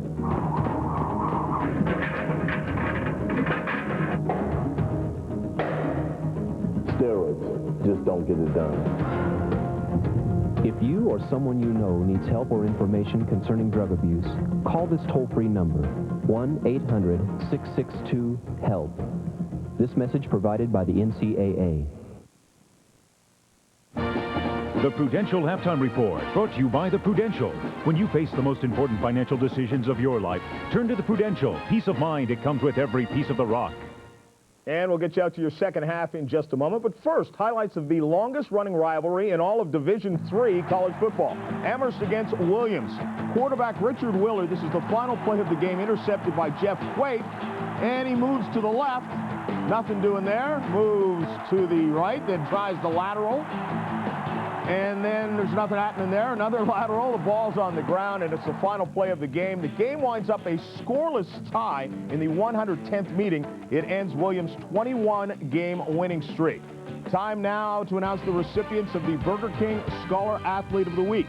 Each week, Burger King will donate $25,000 to the general scholarship fund of each winner's college or university. This week's winners are in Division 1A, John Risler from North Carolina State University. John has a 3.34 GPA in business management. The Division 1 AA winner is John Ingram from Jacksonville State. Division 2, Scott Kieser from Michigan Tech. And Division 3, Alex Scott from RPI. Congratulations to all these fine student athletes. Remember, stop by your local Burger King restaurant for more details. And next Saturday on ABC's College Football, we kick off a regional doubleheader at noon Eastern. Michigan against Penn State. Or Virginia Tech tackles Virginia. Then at 3:30 Eastern, UCLA battles USC. Northwestern takes on Purdue, or other regional action from the Big 8, SEC, and the WAC. Guess which motor oil more top mechanics use in their own cars and trucks over any other oil? Valvoline. The #1 choice of America's top mechanics. Have you heard? Class is outside today. There are plenty of places for college students to study. Yeah, class outside. All right. Class is outside. Make sure you tell Miller. However, some learning environments are more stimulating than others.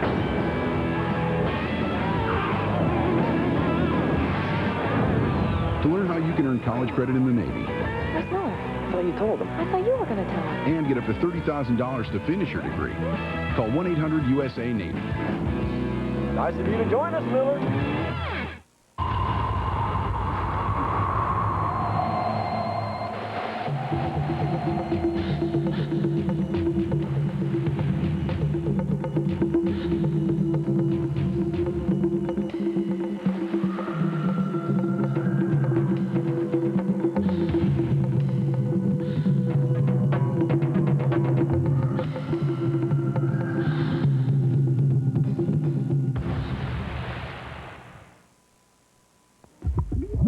If more top mechanics use one motor oil over any other brand in their own cars and trucks, maybe it's time you changed your oil. Valvoline, the #1 choice of America's top mechanics. Visa salutes American Olympic champions. In 1984, little-known Alonzo Babers stunned the field and Olympic prognosticators by winning in a stunning upset.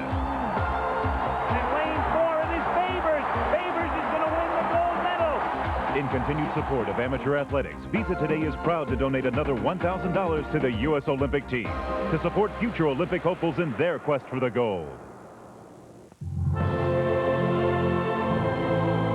tending your land, getting your hands back in the soil, working with the sun on your back.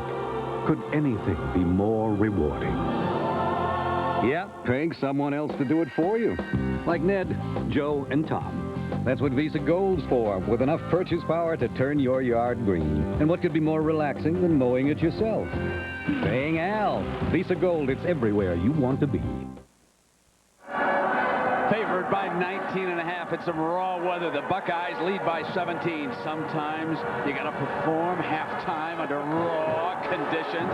Hang on to those flags. A few minutes ago, they were whipping all over the big horseshoe for the Buckeye marching band. But like the true outstanding band that they are, they hung tough and they finished despite the adversity. Welcome back, everybody. With Dick Vermeil, I'm Brent Musburger.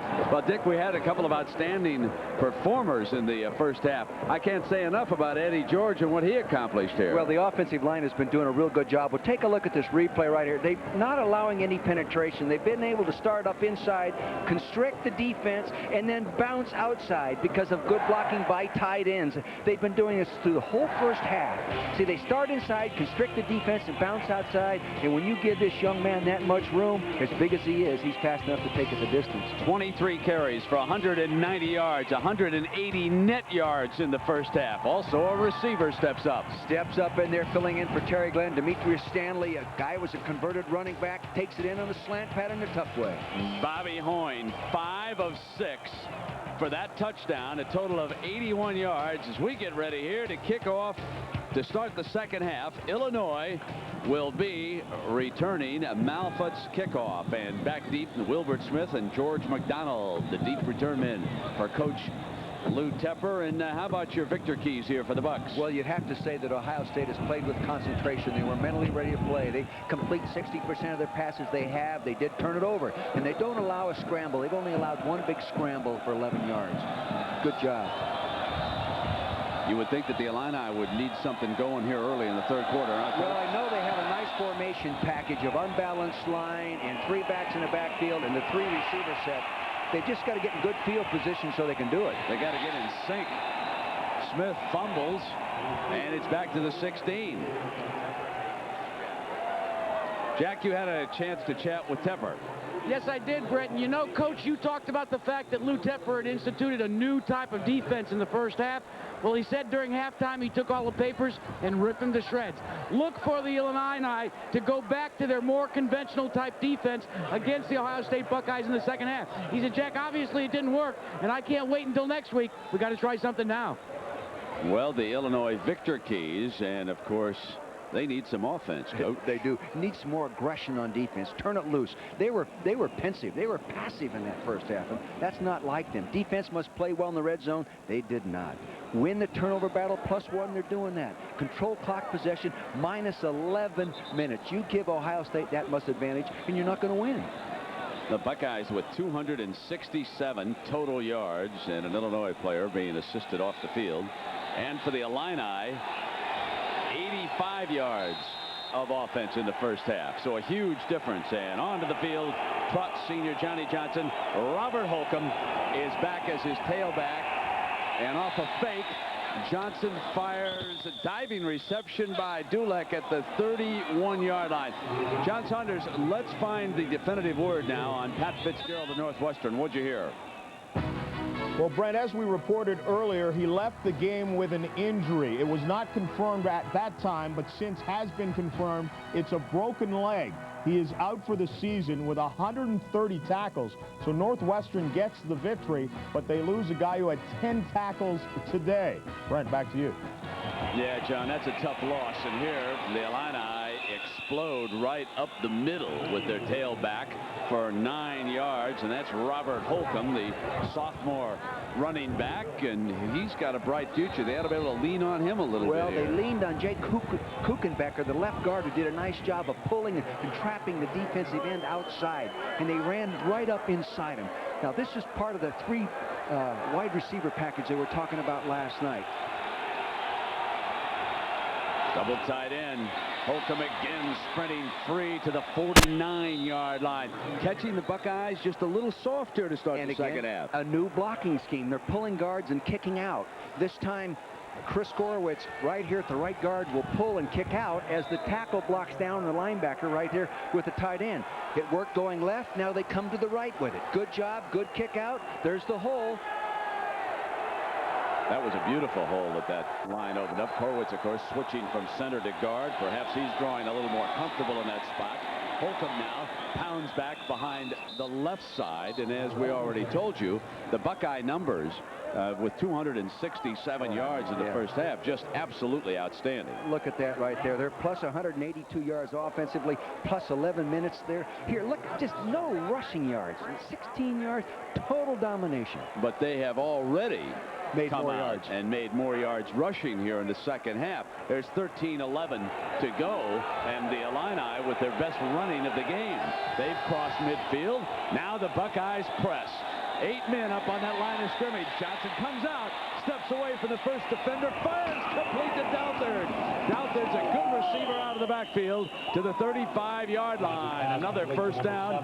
Belisari, the defender. Bill Young, the defensive coordinator, had them jump late into the Buddy Ryan Bear defense, 8-man front, and they came after him. But the ability of the quarterback to avoid that first sack person, this kind of an athlete gives you problems. You may not want to jump into this defense again against this kind of quarterback. See, you're many times in man-to-man coverage.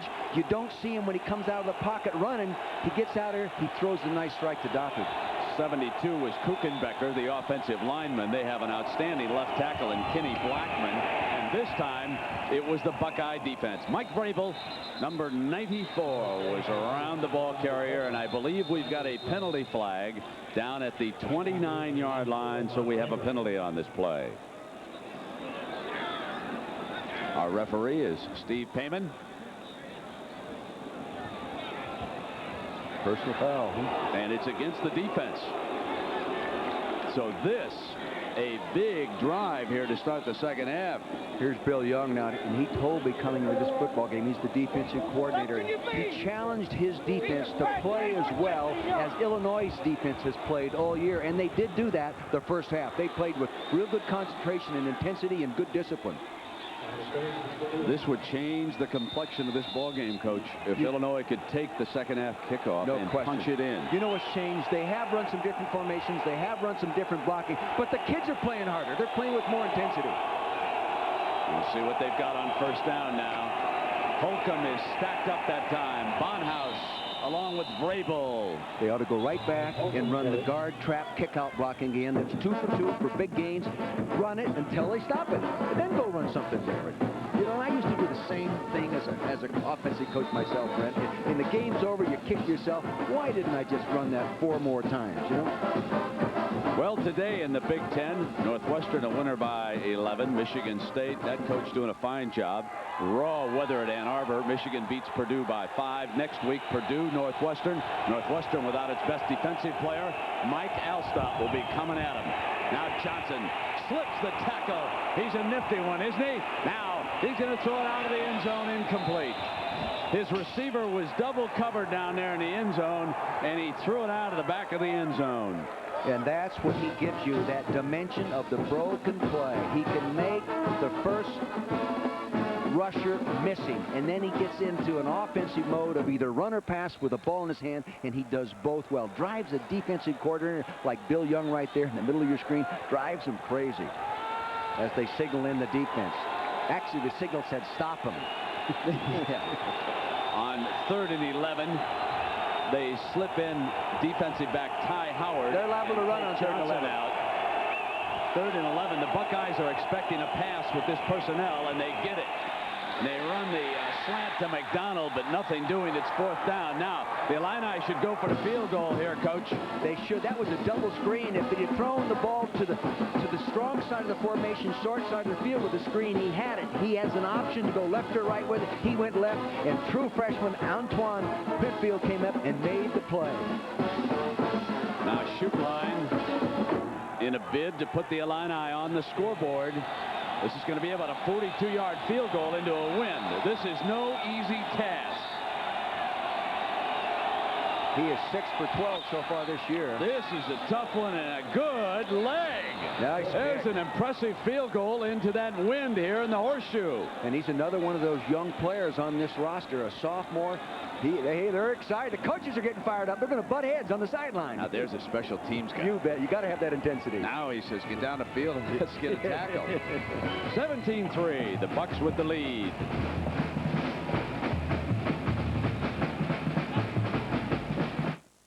Like a 6 World Series. 6 basketball seasons. 6 hockey playoffs. 6 football seasons. And just 1 tune-up after 100,000 miles. Vortec engines. One more reason to drive a Chevy truck. Chevy trucks.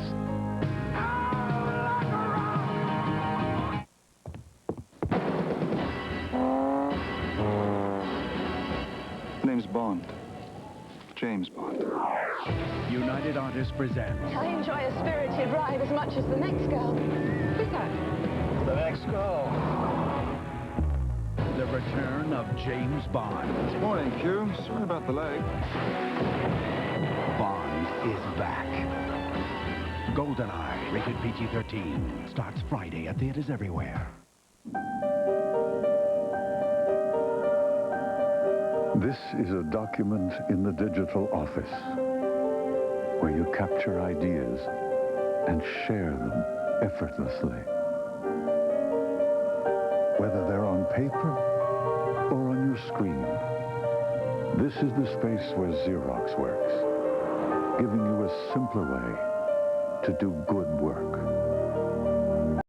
Americans Michelle Kwan and Nicole Bobek meet the world's best, plus the ice dancing competition. It's Sudafed Skate America International, Sunday on ABC. Man on the left trying to win a national championship. Man on the right trying to regain some respect. John Cooper and Lou Tepper here coaching their respective teams. It is unbelievable that Illinois has won its last 4 trips to Columbus. Pepe Pearson, one of the return men. He has replaced Demetrius Stanley. And also Springs is back there, number 24. And Springs cuts back beautifully with a big-time return out to the 35-yard line. And now, Dick, we'll get to see Bobby Hoyne and the Buckeyes. And a reminder that Michigan-Penn State will lead us off next week. Doubleheader time. Here's the second game, and you might want to call your cable operators. Check pay-per-view. We have got quite a lineup for you in doubleheader next week. Write this down right now. Northwestern will be in a dogfight. Mike Alstott coming at that team without Fitzgerald, and that coach at Purdue will not let that team quit next week. No, they played well and hard all year. That is no gimme for the Wildcats on the road at Purdue. The handoff by Hoynes to George in a foot race, and he gets away. George is gone. Eddie George putting up more Heisman Trophy numbers. I'll tell you, Paul Marshall darn near had him tackled in the backfield for minus yardage, but the big, strong, fast guy like Eddie George is, he ran out of the tackle, got good blocking. Again, they're collapsing the point, and running back coach Tim Spencer raises his hand. Done a nice job of coaching this young man. You'll see penetration, 93, right side of your screen, gets in there. 93 slants in there. Marshall almost gets him there, right there, but he can't get him down. He runs out of it. Total domination at the point of attack. Good offensive blocking by the left side. Jamie Sumner, 72. Orlando Pace, touchdown. Tommy Frazier, it's your turn, buddy. That's 244 yards and a score for George. Jackson hammers in the extra point. That's it. And just when it looked like Illinois might make a game of it, back came Mr. George. Unbelievable. His 19th rushing touchdown of the year, and the Buckeyes are not to be denied today. Oh, you didn't get tomatoes? Nah, I've been kind of on a rut lately, you know. I thought I'd mix it up a little bit. Whopper, no tomatoes. Change your pace. Exactly. Expecting a weave and you bob. Mm-hmm. They're thinking zig, use egg. Yeah. You're a bold man. The the Whopper. It always tastes great because it's always fixed your way, with fries and a drink for just $2.99 every day at Burger King. So, you out of your rut? I believe I am. You're rutless. Enough with the ruts. You've been ejected from the Rutmobile. No ruts, no glory. He is the driving force behind TCI and the architect of a global digital network. Going rapidly to one world. A woman in Tulsa will shop in Milan. A father will play with his son an ocean away. Every movie ever made, every word ever written at our fingertips. Now that's an exciting future. Where do you find the visionaries leading us into the next millennium? Actually, there's a list of them printed every day. NASDAQ, the stock market for the next 100 years.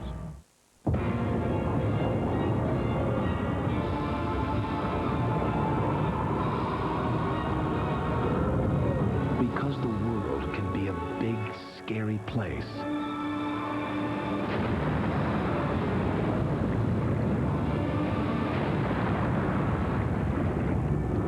The Chevy Blazer with the exclusive driver control system. It's nice to know it's there.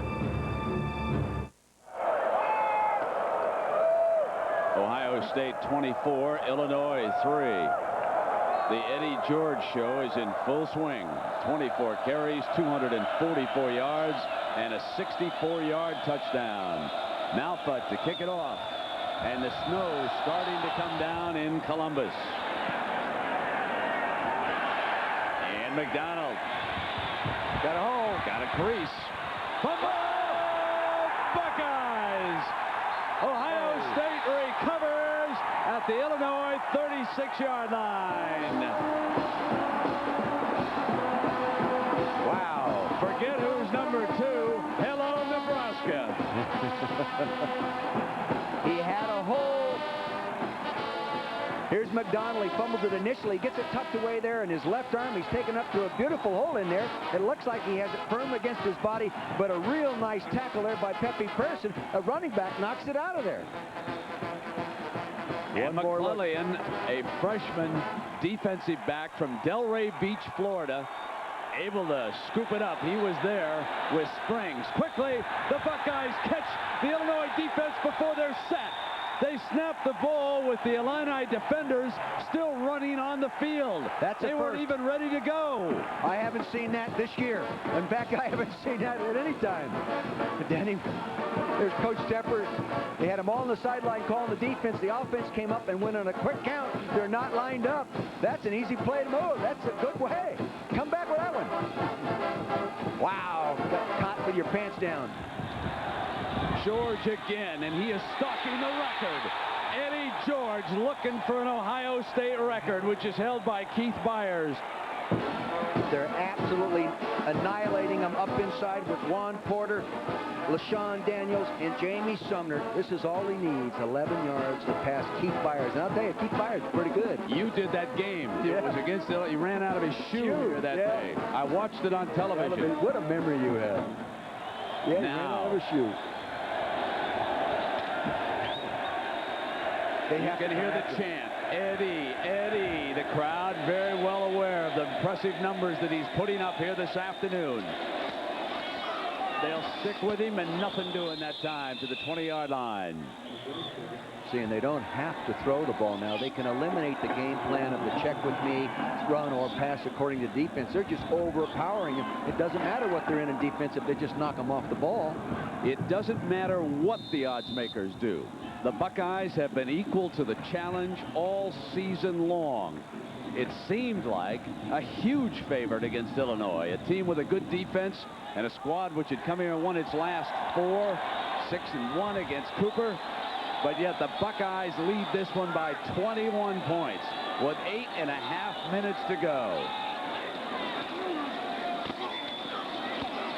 The penetration. They got some penetration that time. Mickey Johnson, 94, got in the backfield, forced him to cut before he got to the line of scrimmage. No gain. You know, talking with John Cooper, he made a good decision this week, a critical decision. Assistant coaches hounded him all week, saying, Coach, we need more practice time to get ready to play this defense. He said, no, I'd rather make a mental mistake than send my players in the game tired. He said, we're going to work less and send them in the game fresh, and they do look fresh. You know who came up to, we're talking about that right after this play now. You can see the Pac-10 situation. And USC needs only a win against Oregon State to be headed to Pasadena, where they'll play these Buckeyes or Northwestern. And a one-hopper is incomplete. It's 4th down. So the Buckeye drive stalls here at the 21-yard line. And Josh Jackson trots onto the field as the snow continues to come down in November in Columbus. That was not a normal or typical Bobby Hoying pass. He didn't get set up properly, threw that wrist a little bit off balance. He normally zings that one right where you want it, right in the palms of the hands. So now the Rose Bowl situation is quite simple. If the Buckeyes hang on here, beat Indiana, and then Michigan in Ann Arbor, they will go. This is a 38-yard field goal attempt for Jackson. No good. And it stays at 24-3 with 7.5 minutes. But if the Bucks stumble in one of their last 3 and Northwestern beats Purdue, the Wildcats will go to Pasadena. On one side, you've got the Atlantic. On the other, the Pacific.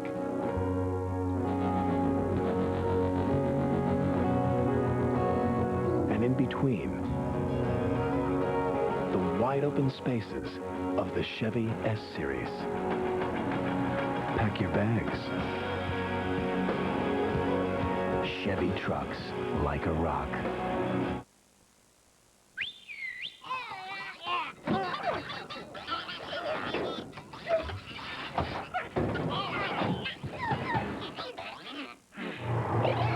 Chili's, we're always fixing up something special from the grill, like our Caribbean chicken salad with grilled marinated chicken and grilled tuna salad with ranch dressing and spicy pico de gallo.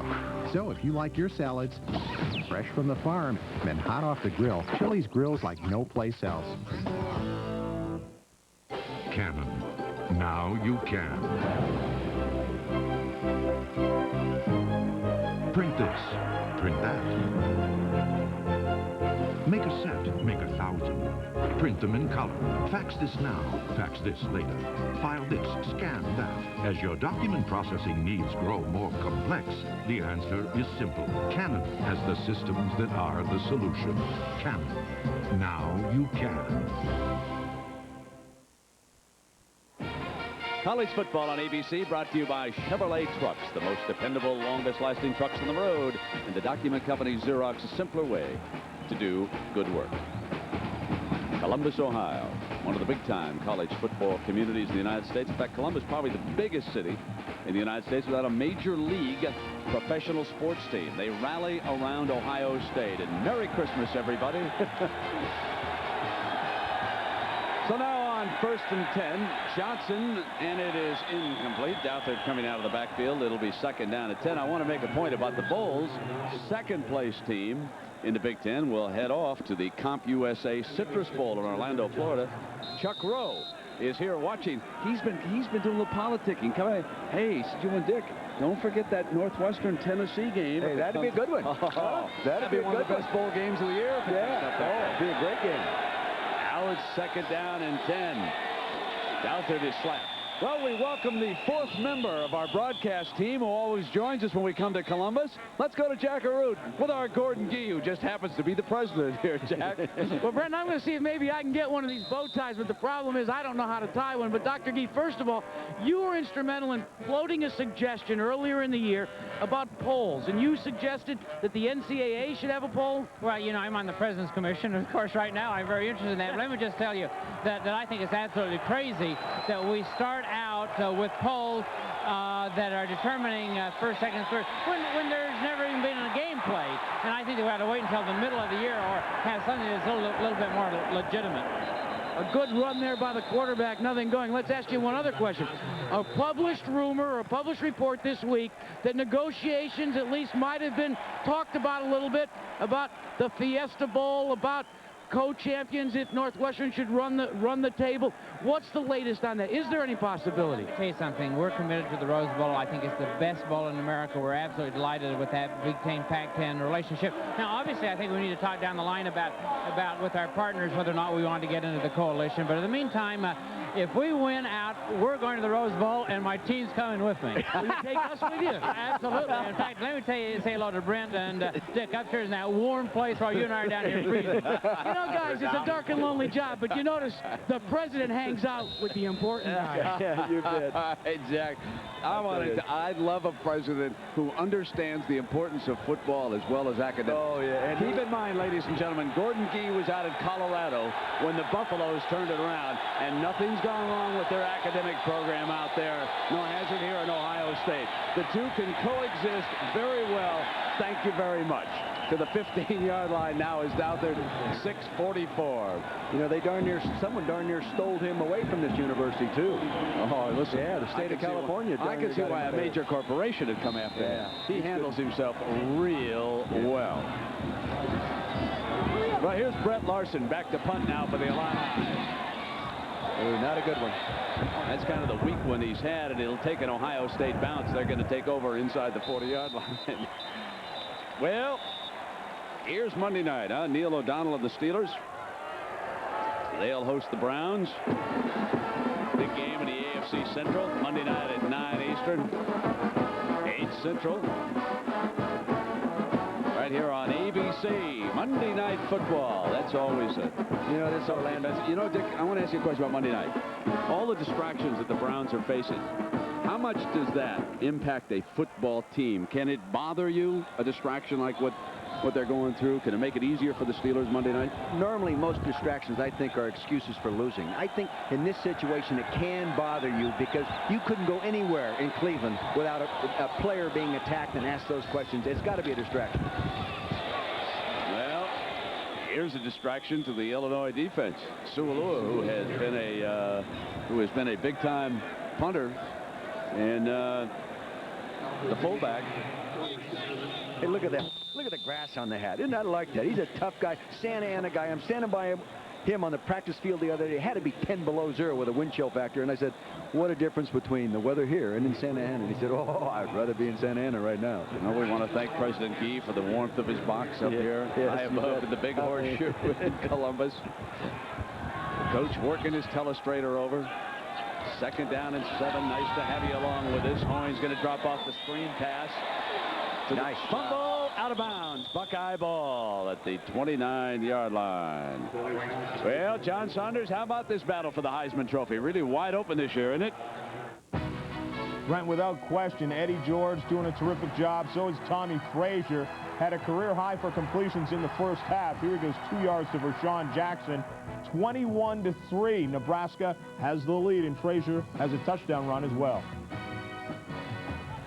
So he has responded, John, to Eddie George here today. So both of them will get airplane tickets to New York come this December. They'll be there when it is finally announced. Who would you vote for if you had to vote tomorrow?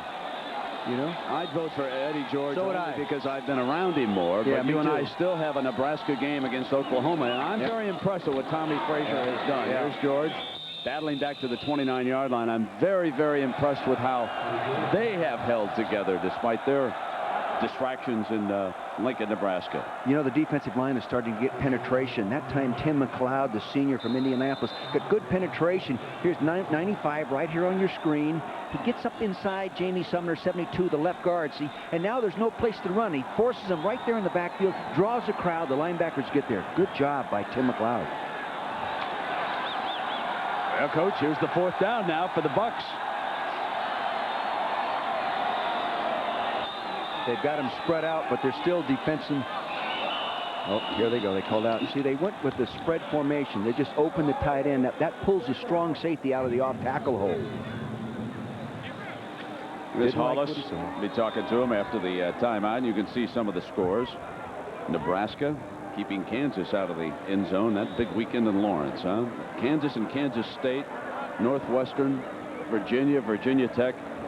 If it is the scholarship rule, Dick, I am really happy with what they did. It's nice to see the Virginias come up.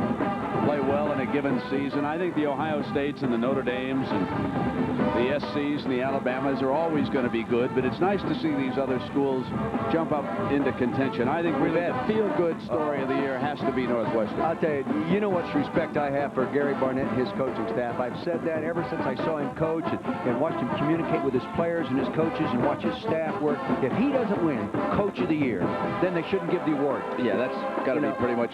But today nothing's automatic anymore. Today they overcame the biggest thing of all. Yeah. The Sports Illustrated jinx. Yeah. There's Joe Hollis, the offensive coordinator, right here in the middle of your screen, has done a nice job. And I'll tell you, he and the offensive staff, Walt Harris, the quarterback coach. You know, Walt Harris, if there is a Coach of the Year job or a trophy given for an assistant coach, he should deserve it. He's put some finishing touches on this offense that's really helped them be more productive. Yeah, they really spread it around here now. They're about balanced 50-50 on run pass, other than on first down, other than today. How do you think Woody and Walt Harris would have gotten along? Not very well. Fourth down now. And George slants. First down, 25. Passes his way to the 18 and draws closer and closer to Byers' record. When you're in trouble and don't know where to run, run behind your best people. Run behind maybe the finest offensive tackle in football, Orlando Pace, to the left side of your screen. They knock people off the ball. No penetration. He can keep sliding along there. See, no jerseys up in the running lane. First down. 2-7-2. Unbelievable. Okay. That's his what he's got right now. 200-yard game. That's a school record. Of course, he broke that record a while back. Dick, they've got 367 total yards of offense. 24-3. Now they have a first down inside the Illini 20-yard line. Offensive line, but the receivers were covered, and Hoyne scrambles to the 16-yard line, and good coverage. Marshall making the tackle. They really wanted to, they used motion to spread the defense horizontally, and then they went with vertical patterns, all four receivers upfield. And James Williams took away Ricky Dudley, who he wanted to try to get the ball to. Good coverage. Actually, it was Dwayne Lyles, 31, that did the good job of covering.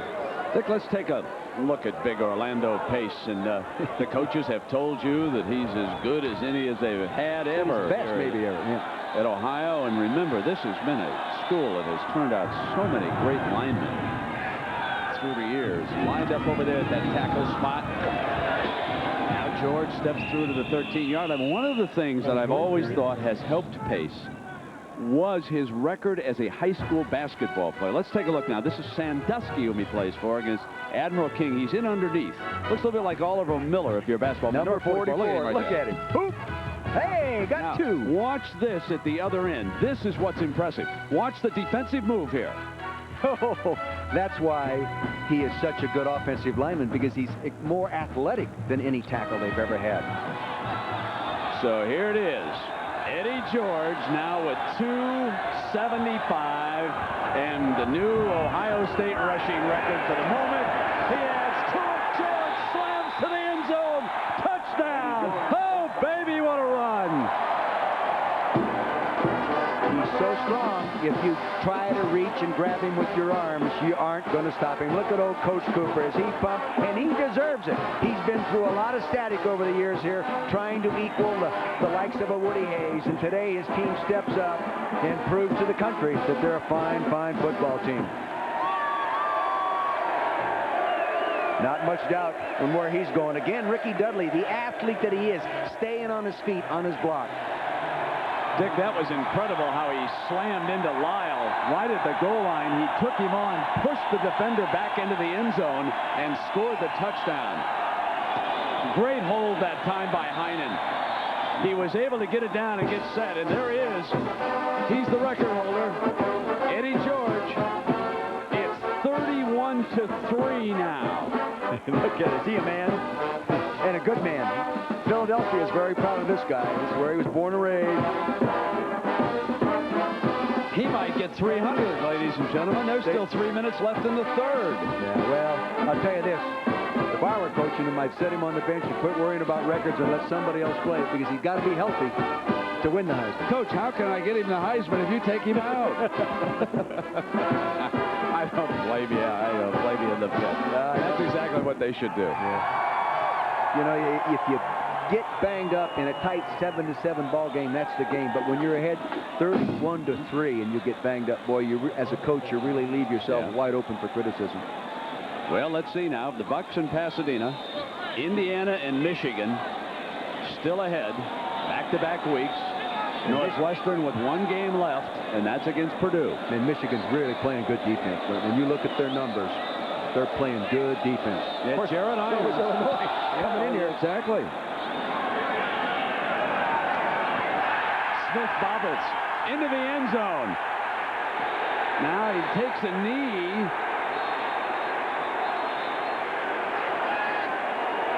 Now, is that a safe? Trying to determine possession down there and take it in? He didn't have possession. Touchback. So they're going to bring it out on the 20-yard line. Yeah.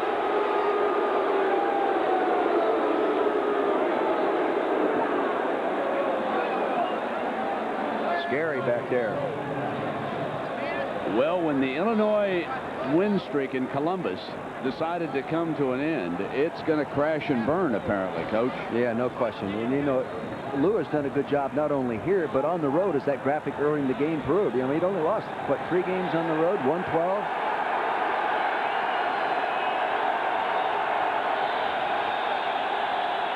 Johnny Johnson's gone all the way at quarterback.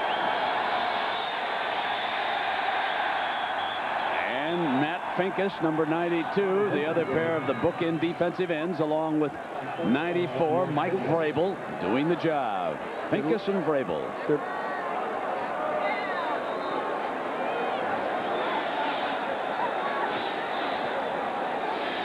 Well, we'll watch this one snap. And a lot of tradition around college football. And Jackaroot. Douthard slips at the 20. And I believe Jackaroot has found our lonely security guard high atop the stadium here at the Horseshoe on a miserable day. Jack, I'll bet he's very happy to see you today, big fella. Well, I think he is, but I'll tell you one thing, Brent. What he did is I got up here, and you weren't here. Now, what's the story about that? Standing down on the side there, trying to stay warm. You're really cold, huh? It's chilly up here. Well, I didn't bring you anything to eat this time, but you might be able to use these. They're Long Johns. Oh, wait a minute. Thanks, gone up there, Jack. There you go. Good luck. Thank you very much. Johnson slips. Now he fires high. Intercepted by the Buckeyes. At the 15, out of bounds at the 10-yard line. Backup Che Bryant, the backup free safety from Canton, Ohio. He's a redshirt freshman. When it starts going your way, it appears today it's going to keep going that way.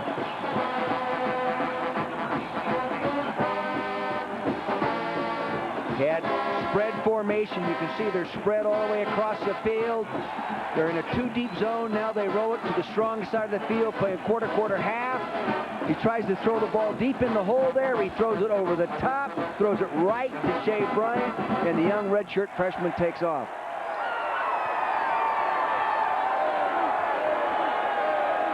The Buckeyes leading 31-3. A minute and a half to go here in the third quarter. They quickly get up to the line of scrimmage now, working against the clock. They've got 2 seconds. They just do get it off.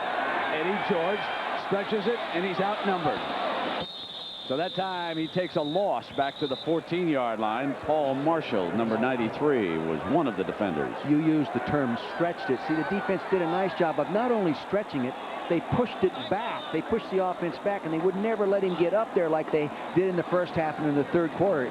They've got to defense him like that on every snap. So USC can wrap up the Pac-10 half of the Rose Bowl assignment by beating Oregon State tonight. But it is still up in the air in the Big Ten, and it could go right down to you-know-what. Ohio State and Michigan.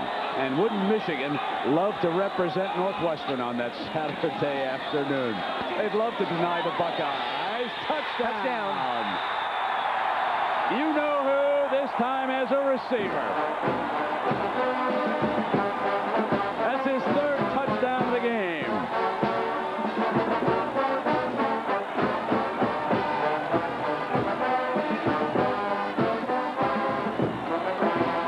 Well, they were in the defense where they take take the outside linebacker and walk him out on the wide receiver away from the strong side of the formation. That was Kevin Hardy, 51, and he just got in behind Kevin Hardy and threw it perfectly to Eddie George. Now he scores as a receiver. His first reception for a touchdown this year, Dick.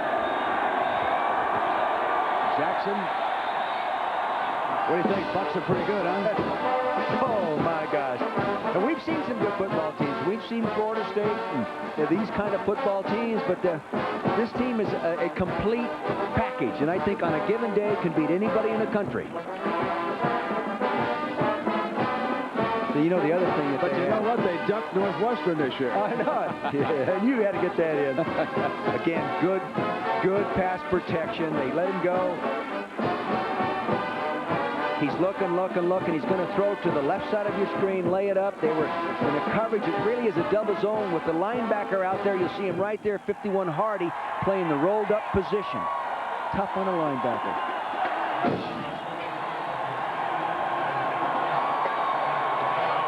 Steve Havard checks in now as one of their return men as they, because of the misfiring down there, Wilbert Smith has now left. That's George McDonald and Havard over on the right-hand side.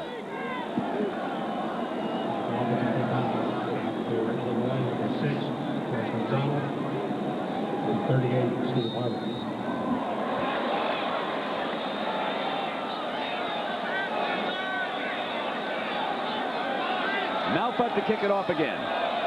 The Buckeyes leading the Illini 38-3.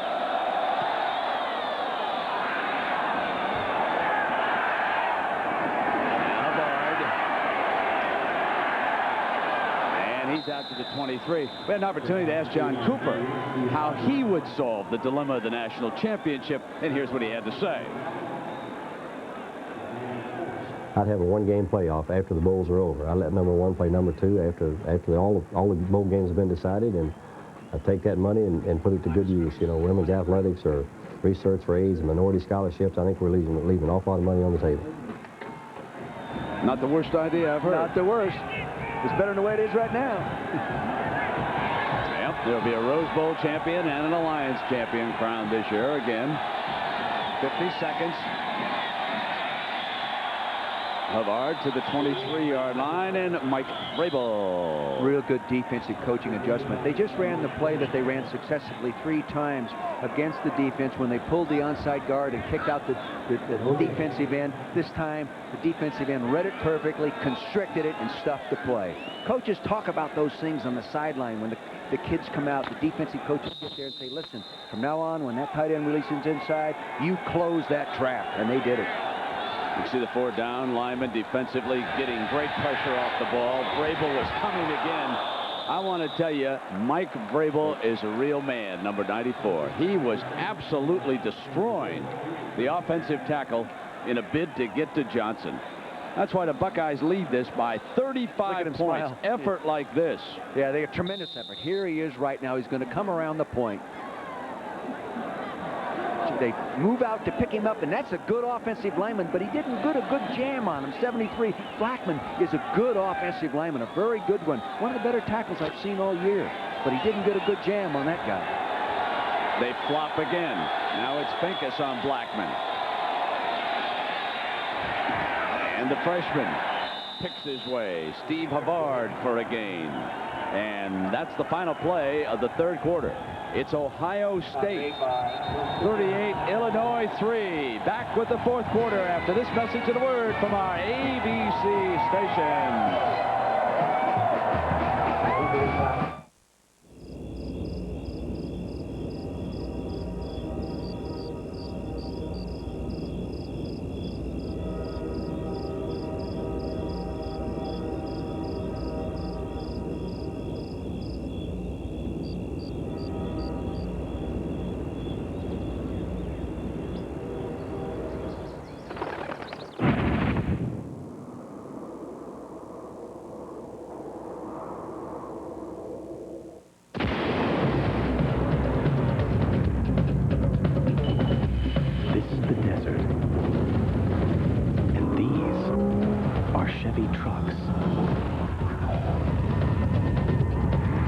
The only thing growing out here dependable, longest-lasting trucks on the road. Chevy trucks, like a rock. Suppose I were to offer you $1 million for one night with your wife. Demi Moore, Woody Harrelson, the network premiere of Indecent Proposal on Sunday. Central Ohio, you told us what you want from your news, and we're building our station around you. The other stations in town are offering prizes in November, and 6 on Your Side wants to help you win. In addition to focusing on the day's news coverage, we will broadcast immediately following their selection the numbers and names that could make you a winner of their contests. Our commitment is to provide you with the news and information that you need. By watching 6 on Your Side at 5, 6, and 11, the real winner is you.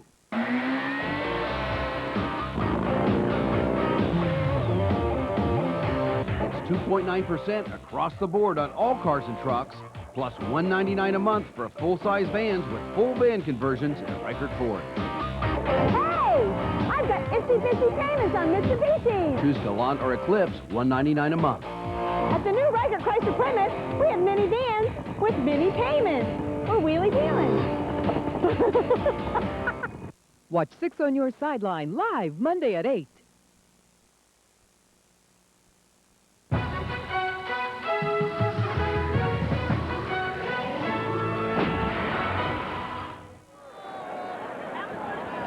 Welcome back to Columbus, Ohio. The fourth quarter of an impressive performance so far for the unbeaten Buckeyes, who lead Illinois 38-3 before 92,639. Eddie George has been the big story here today. 33 carries for 285 yards. The Buckeyes, though, have not wrapped up a trip to Pasadena. Northwestern earlier today beat Iowa in Dyke Stadium in Evanston by 11 points. Northwestern with 1 game remaining, that at Purdue next week, and Ohio State with 2 following today. They will play Indiana and Michigan after the Illinois game. Dick Vermeil after 3. Well, geez, you know, the numbers tell the story, and they've been telling this story since the first quarter. Just total domination on this side right here, the Ohio State side. And look at this, 3rd down conversion. Not a single one. There's no way you can stay on the field with your offense if you don't convert on 3rd down. It's just total domination. Dick, we still have an injury down on the field. One of the Illinois players is down, and they are not going to take any kind of a chance here with the young man. That's Al Martindale, the trainer, and his staff down there with him. So we get some treatment on the field. Let's send you to New York now, and John Saunders. John? Brent, as you know, Lawrence Phillips made his return to the Cornhuskers last week, and today he busts this one from 7 yards out, pretty much untouched. 28-3, Nebraska in command. Brent. Well, John, thank you very much. John Cooper, concerned about the condition of the Illinois player. And let's go down below to Jack Arute. Jack? Brent, you never like to presuppose things, but Steve Havard, the running back, is the player that is down. He is being tended to by both medical staffs. They have called, as you said, for the ambulance to come to the side of the field. The report from the medical staff from Ohio State is it is a possible, and I emphasize, possible neck injury. You and I both know whenever you get in that area, you want to take every precaution possible, and that's the reason for all of this going on right now. And they will take every precaution. They will secure the young man as they take him off the field. Steve Havard is a true freshman out of Wheaton, Illinois. A lot of talent. They're very high on his ability. He's Conference Player of the Year coming out of high school his senior year.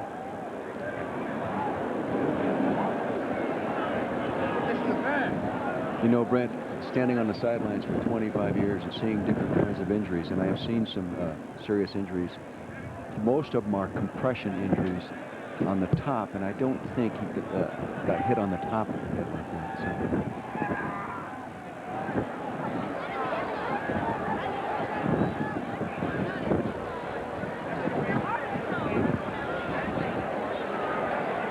So. Well, they continue to administer to the young man. We can take a look at the Associated Press top 25. As far as the Rose Bowl is concerned, it really has no meaning whatsoever. The winner of the Pac-10 will play the winner of the Big Ten. But as far as the alliance is concerned, it has a great deal of meaning as to how they finally shake out. SC, for example, can wrap up the Pac-10 championship tonight with a victory over Oregon State. You know, we both have seen USC, and watching Ohio State. Of course, we've seen Ohio State 3 times in person and the game tapes as well. USC is going to have to upgrade their game to play evenly with this football team. Well, Dick, next week, a doubleheader. We will be at Penn State, Michigan and Penn State. That be a good football game. Yeah, that will be an excellent football game. Good football game. What do you think happened to the Nittany Lions, or do you think they were just overrated after having lost so much talent on the offensive side of the ball this year? Well, you know, actually, I don't. You know, they lost the guys that made the great big plays. You know, the quarterback, the tight end, the running back, all first-round picks. They lose those guys. The offensive line has disappointed me because I really thought they would be really good. And now they've had some injuries, and I think they're all back healthy now. But they haven't blocked the run and as crisply as they did a year ago. Well, there is Lou Tepper. He is talking to the rest of the Illinois team while the young man Havard is still being administered to on the field. We'll take a break and come right back. Oh, yeah, I'm a Grand Prix kind of guy. I just hate it when we have to hurry. Who's she kidding? She's just itching to fire up our new Grand Prix and book. When you get big and right up front, you'll really appreciate the dual airbags. Come on, Mom, this is a Pontiac. I heard her telling Dad how much punch that V6 has. You want to drive? And since we saved more than $1,000 over the tour, we started our college nest egg. Look, freeway, 1 mile. We'll have to take the freeway after all. Driving excitement, Pontiac. Hey, sports fans. Hitachi Ultravision destroys the myth that there's nothing like the real thing. So get real with Hitachi and let the games begin. Hello, movie mavens. With its ultra-clear, ultra-bright, ultra-sharp picture, Hitachi Ultravision asks, who's real? To anyone who's ever guessed whodunit. I just love surprise endings, don't you? Ultravision Home Theater, TVs, VCRs, camcorders, only from Hitachi. A date on the calendar. Monthly exams. The beat of a heart. A glimpse into the future. All the pieces that add up to a large dose of caring and concern from a pioneer in managed health care. Because babies need to be taken care of well before they're born. Peace of mind. It comes with every piece of the rock. More than 20 Olympic gold medalists share the ice in a primetime skating event like no other. It's Cotton Incorporated Skates of Gold 3, Thursday night, here on ABC. Well, the start of the fourth quarter here in Columbus is being delayed while young Steve Havard is being tended to down on the field. We'll show you an angle which makes it look like he took a glancing blow off the side of his helmet. Now, you can take a look at it. The young man wears number 38. You can watch it.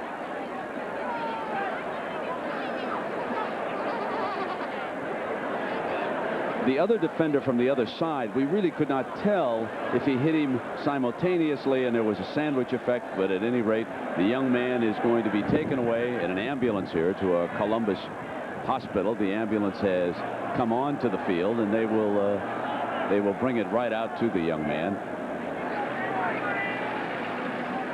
And here is still another look at it. Just looks like a real hard glancing blow off the facial area of the helmet, and they've secured the young man. They're going to bring out a stretcher now for the ambulance, and John Cooper, we should point out, was one of the first onto the field. He was out to see how the young man was, and of course a lot of concern over there on the part of the Illinois players and coaching staff. There'll be a big round of applause.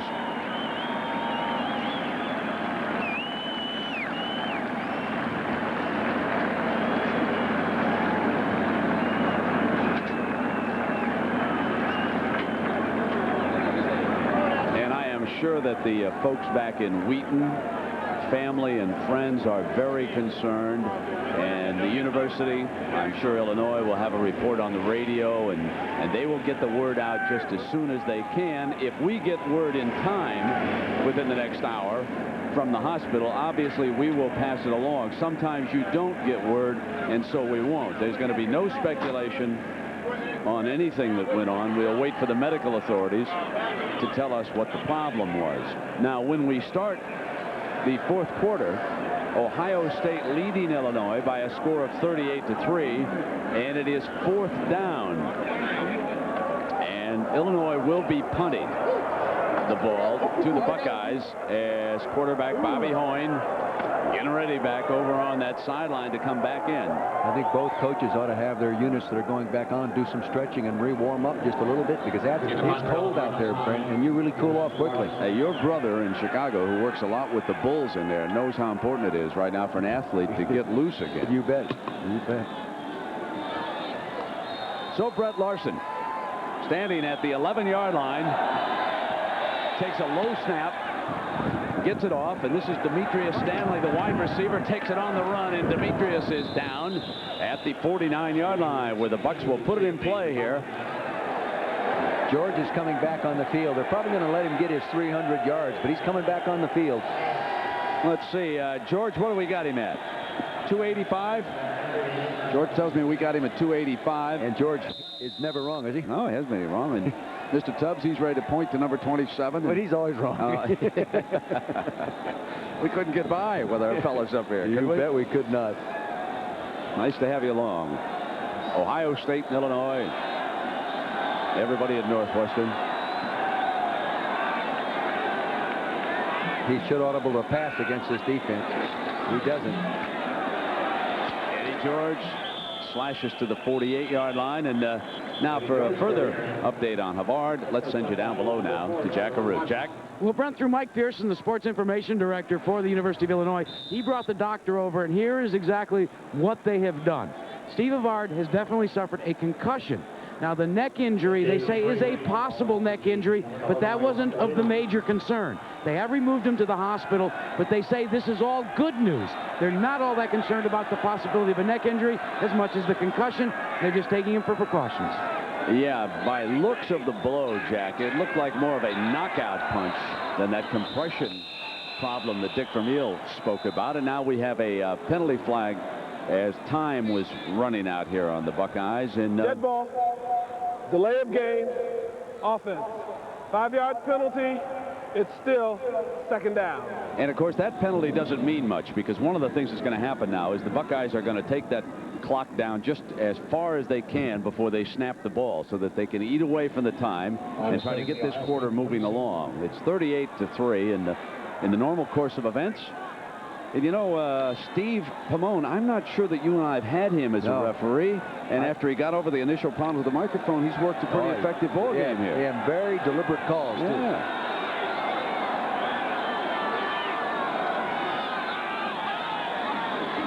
Now Bobby Hoyne. And this is Ricky Dudley, the tight end, and Dudley is to the 47-yard line with Kevin Hardy. We've got a flag down. Kevin Hardy.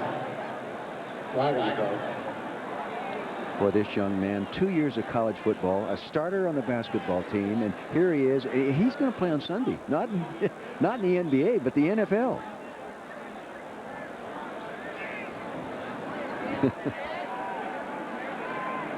Take her back. Illegal touching by a covered receiver who was ineligible. That's a 5-yard penalty from the previous spot. Loss of down. You know what happened? 3rd down. A wide receiver lined up on the line of scrimmage, covered the tight end. He is now not an eligible receiver, and he was too close to the line of scrimmage. That's all. You know, and normally I can spot that from up here, but I didn't see that from here. Tubbs, I made a mistake. Your title of this one. 3rd and 17. Bobby Hoyne. You know, Bobby Hoyne just won an $18,000 postgraduate scholarship from the National Football Coaches, National Football Foundation of America. Very, very fine student. This is 3rd and 17, and Bobby Hoyne bringing that clock down again. Going to snap it at 2 seconds. Oh, nice Here block. comes George. Hello, 300. Eddie George following his blocker. A great draw play, third and long. The end comes upfield. Follow the block from the right side of your screen. They get Hardy, 51, upfield. Now here comes Peppy Pearson, 29. He gets a knockdown block at the point of attack. There he is running free. Boy, has he been out in the open with no defenders around him about 10 times today. Dick, that is 313 yards. He's the first in history.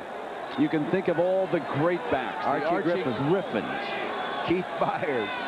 One after another have come to Hopalong this program. Cassidy. Many of them fullbacks through the years, but Eddie George becomes the first in history to rush for better than 300 yards, and his workday is not yet finished. So, John Saunders, how about Tommy Frazier? Has he got the word yet? Brent, we have a battle underway for the Heisman. Tommy Frazier, again on the option. He keeps it. 5 yards, takes a couple of hits, but takes it in. His second of the day, and he's thrown for one as well. 35-3. Brent. So it indeed is a duel between Frazier and George now.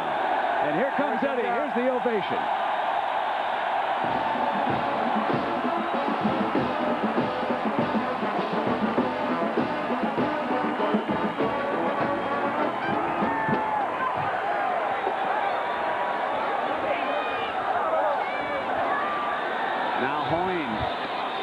A pass into the arms of Stanley at the 25-yard line. Well, Jackaroot, 3 touchdowns, 314 running yards, 32 receiving. That was some day for Eddie George, wasn't it, partner? Not bad for a lazy couch potato, and those aren't my words. Those are Eddie George's words.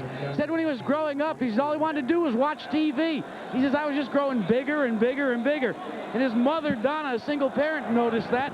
So what she did, she marched him off the Fork Union Virginia Military Academy for discipline. And now the rest is history. No more couch potato for Eddie George. Here comes the reverse, Demetrius Stanley.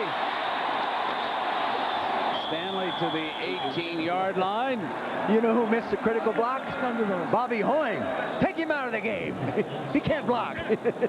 He did miss the critical block. If he makes that block, it is clean. Look at Bobby Hoying is mad at himself. Normally he would get mad at himself if he threw an interception. No, he's mad at himself because he missed the block. Boy, what a dandy. He's got all the tools. If he keeps going with his pass efficiency, he's going to set a new record since they started recording pass efficiency stats. 1980, McGann owns the record.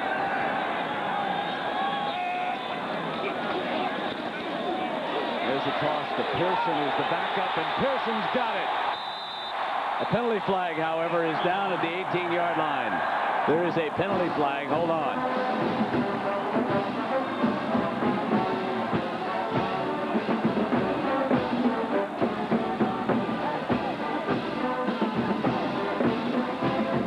Coming back. They have to have something go wrong for him today. Peppy Pearson. Coaches were talking about him the other day, how much he's improved. Illegal block in the back. Offense. 10-yard penalty from the spot of the foul. Replay. Second down. You know, I saw the block. It did not look like an illegal block if they're talking about the one that I saw. John's unhappy about this call, too. There it is, Dudley. Was it close enough to the line of scrimmage, or is that illegal? It was. He pushed him in the back. Yeah. And actually, it was insignificant. He didn't need that. It's just a pick in basketball. I guess. You can get away with it. Pick and roll.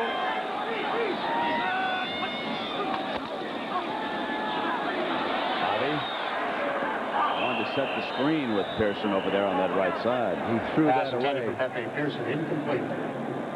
College football teams should run more screens and more draws than they do. I say that every time. It's interesting with the Rose Bowl up in the air, and the great fans here in Columbus, and ordinarily they're accustomed to getting it on with Michigan. You know, that's a real dislike. You know, don't you say anything nice about the Wolverines. But what's interesting about this Northwestern surge is that no one really is unhappy in Columbus about Northwestern's success. You know, they're kind of like, oh, that's okay. We can't get too bad at the Wild. It's kind of interesting. They didn't have to play each other.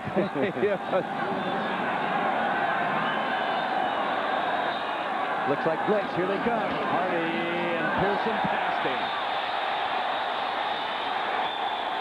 to the 12-yard line.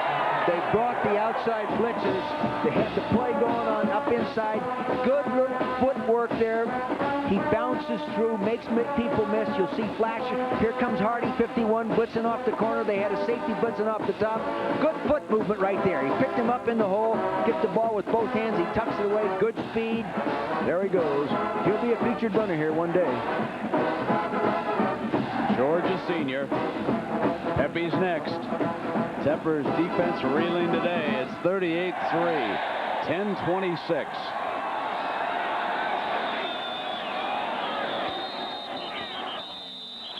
And again, they ran the clock out, and they're going to take a penalty. Dead ball. Delay of game. Offense. 5-yard penalty from the previous spot. It's still first down.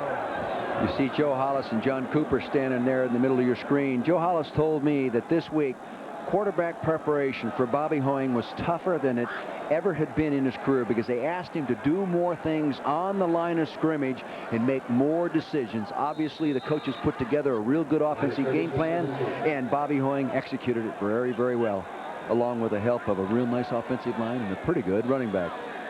Denny Marston's had better days. First and 15 for the Bucks. Stanley, number 3. Big hole in the middle to the 14-yard line, and Garrett Johnson. See, they got in a double eagle defense, meaning they covered the center and 2 guards, and they ran the draw right at it. And Juan Porter, the big offensive center, just took the nose guard the way he wanted to go, and they ran off him. Miserable weather conditions in Ann Arbor today. And that was 5-0. Michigan State doing a good job this year. You bet. We saw them against Boston College. Real good coaching job going on right there. Yeah, Nick Saban's going to turn that program right around, isn't he? Well, it wasn't very bad off, you know, really. No, it just hadn't been the Rose Bowl. George, yeah. Hoying taken off, slides to the 9-yard line. And was he down when he got hit? Yeah, there's no penalty on that. They were already there. So here's how it looks right now. Northwestern 7-0, and remember, the Bucks still have this final to go and then 2 more. And over on the right-hand side, folks, that could be the difference for the Rose Bowl. Northwestern has lost a non-conference game to Miami of Ohio, and when they don't meet, remember, it's the overall record, and it was that bad snap. Backup center was in on the punt, and that might be the difference this year.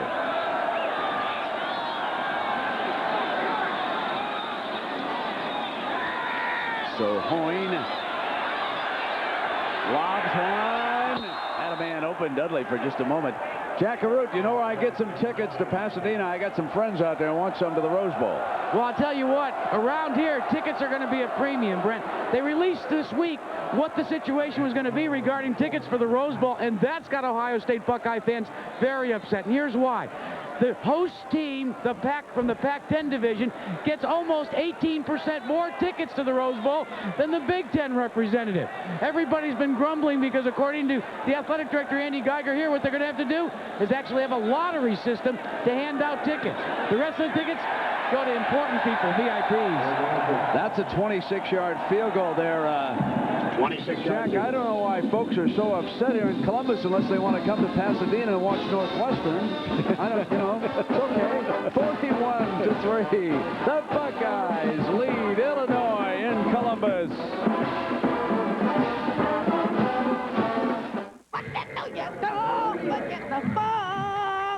Hey, Benny, what do they call these shoes anyway? Air Penny. So who you guys playing tonight anyway? Minnesota. Oh, Los Lobos. Oh, I guess you're going for the big numbers tonight, huh? Now I want you to work them inside, work them outside. I'm cinching triple-double here. Now, pin it. I want you to say hello to my man Kevin Garnett. Kevin Garnett? Yeah, Garnett. We went to high school together. Tell him little Penny from the science club says hello. Can you do that for a brother? Here we go. Whopper Junior Value Meal. Whopper for me and a double Whopper. Thanks, man. Double Whopper. I'm scared of you. It's good. It's as big as the American way. Big cars, big houses, big food. At Burger King, get the flame-broiled taste of a Whopper value meal for just your size appetite at just your size price, starting at $1.99. And get your burger's worth. And what about moderation? Moderation's cool, if there's a whole lot of it. Burger King, get your burger's worth. Sure, you've got a car. Got a dog. Even got some fun-loving friends. But have you got what it takes to be a mountain man? All it really takes are the two cool beers of the mountain man. Smooth bush beer and easy drinking bush light. So, be a mountain man. All you gotta do is head for the mountains. College football on ABC, brought to you by Pontiac and your local Pontiac dealer. We are driving excitement. State Farm Insurance, like a good neighbor, State Farm is there. Canon will remind you there's so much more you can do with the new color bubble jet printer from Canon. And Chili's Grill and Bar, where steak lovers go for great grilled steaks.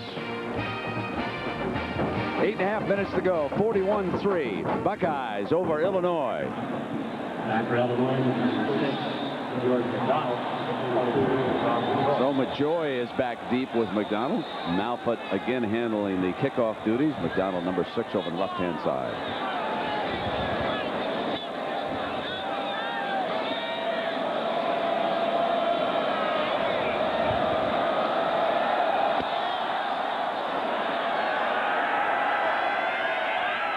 And they let it bounce on into the end zone. He'll down it there, and it'll come out at the 20-yard line.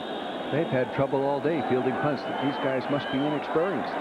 But George McDonald's returned 14 coming into this ball game. But they've had trouble fielding the ball. Yeah, their kickoff returns have left something to be desired. They've changed 3 men over on that other side. Majoy's the third fellow that they've used back there, and you can see how the Buckeyes have dominated time of possession here. And when you dominate a good defensive football team, I mean, those guys came in with impressive numbers defensively.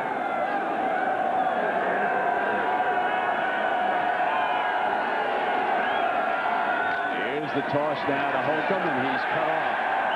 Loses a yard, and the Buckeyes now are starting to use some of their backup defensive players. They're starting to give some youngsters time, like Dave Becker, who is in there. He's a redshirt freshman, and you can see there's still some regulars out there. Hey, Dupree's getting a lot of action today. There's Becker, number 16, pretty good-looking player. Yeah, and he only played 3 years of Major League Baseball, or attempted to, and elected to do that rather than play college football. And then he shows up playing football. Here he is on Saturday. He's probably got some bucks in the bank. Yeah, got a few. Johnson's gone all the way.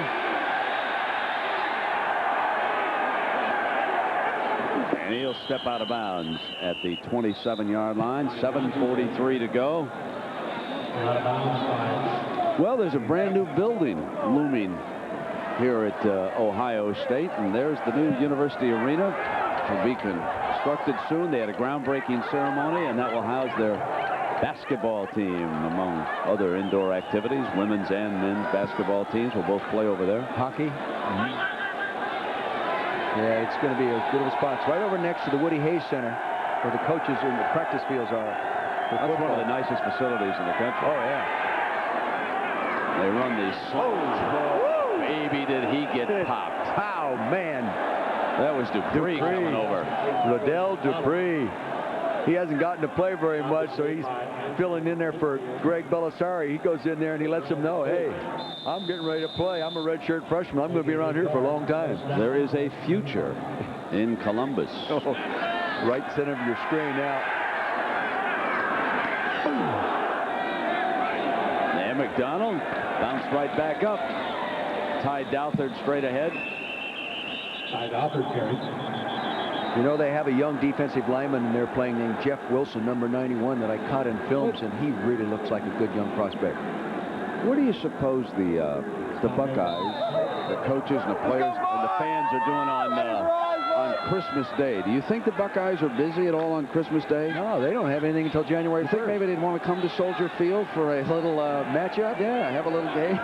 Oh, yeah. Nobody's talking about playing Nebraska. Yeah, we had to put Gordon Gee on that right away. Tied down there. Tied down for Jerry. Tackled by Jerry. Well, regardless of what happens for both of these schools, it has been a wonderful season, and I'm happy for John Cooper. He faced a lot of fire in Columbus, and Gordon Gee stuck with him, put the show on the road. We've always found Coach Cooper to be a class operation, as is the entire athletic department here at Ohio State. This is one of the great places to come and watch a game, and we've always appreciated the courtesy that he and Steve Snapp and the whole staff have extended here. Likewise for Northwestern. It's been a great year for college football. Johnson out of bounds on that far side. No matter where the Wildcats wind up, it's just nice that they're going to be going someplace warm for a bowl game. The school has put it back together under Coach Barnett. And that, of course, the key reason you hire the right head coach. And then he went out and he got some players. He's got a good assistant coaching staff up there. And no matter what happens these last couple of weeks, boy, both these programs could be real proud.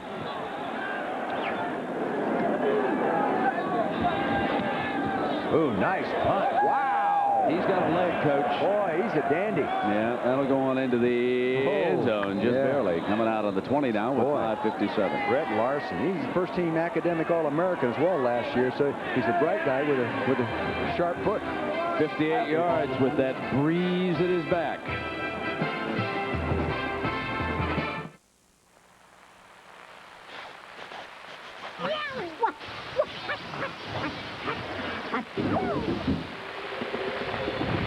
It's just not Chili's till you light up the grill, and that means steaks, like our new Solano strip steak and new steak pico, smothered with onions, bell peppers, and 2 kinds of cheese.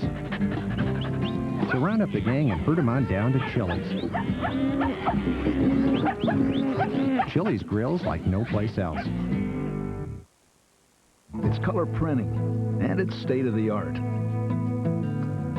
It's flyers. It's proposals. It's Crayola and Hallmark Connection software. And putting your very own logo on a t-shirt. So it's not business as usual. It's what you can do with a new Canon Color Bubble Jet printer. Ken, what can you do? You worry? You're overprotective? You're a parent. Isn't it nice to know that there's something almost effortless you can do to protect your family even more? Just ask your State Farm agent for a free family insurance checkup. It's a smart way for you to decide if your family's insurance coverage is up to date. So they'll be better protected. And maybe you'll worry a little less.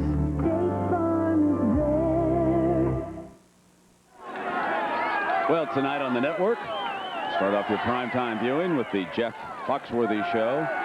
And maybe this time in the Barefoot Executive, Saturday night at the movies.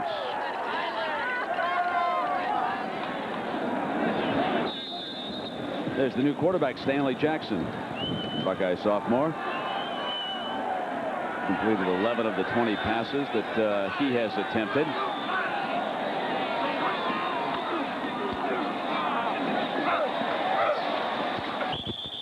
Well, Jackaroo, what do you got for us? Hey, Brent, you know the great tradition here, dotting the I. The Ohio State band is going to let me dot the I. Go, guys. I'm ready.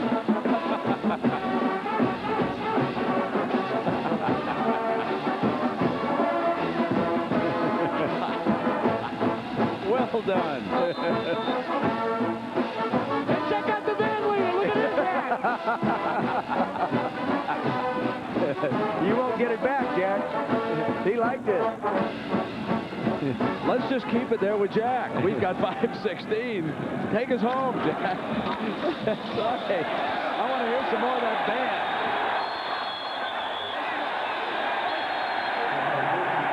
Well, the backup, Peppy Pearson, he's got a little pep, doesn't he? I'll tell you, the band, you know, we don't give them enough credit all around the Big Ten. All right, the maestro. Go ahead, Jack. should get one of their hats. I like them. The red beret.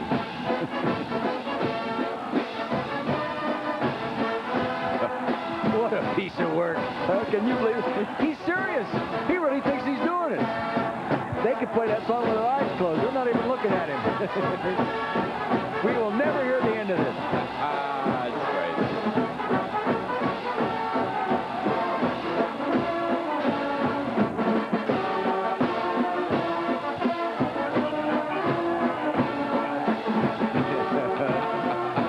He's taking it serious. He really is. 5 minutes to go. And here's the handoff to Pearson. Oh, my God. To the 39-yard line. What do you think? You think Lynn Swan can top that on Monday night? Oh, I know. No way. No way. My, but it's fun to come into the college environment and hear some of the bands. And they do a great job, especially in the Big Ten. I think the bands and probably the food that they serve in the press boxes. They had steak sandwiches here. Oh, it was wonderful. Yeah. It was the Ohio Beef Council that was sponsoring the day down there, Dick. Have a little tenderloin, partner? Yeah.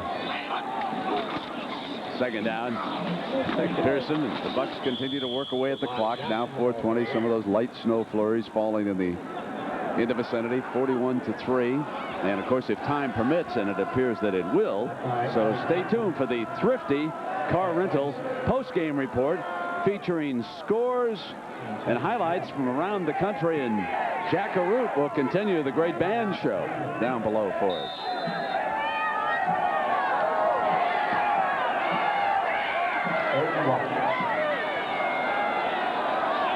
They're lined up wrong. Oh, there he got a young offensive lineman. He lined up on the wrong side.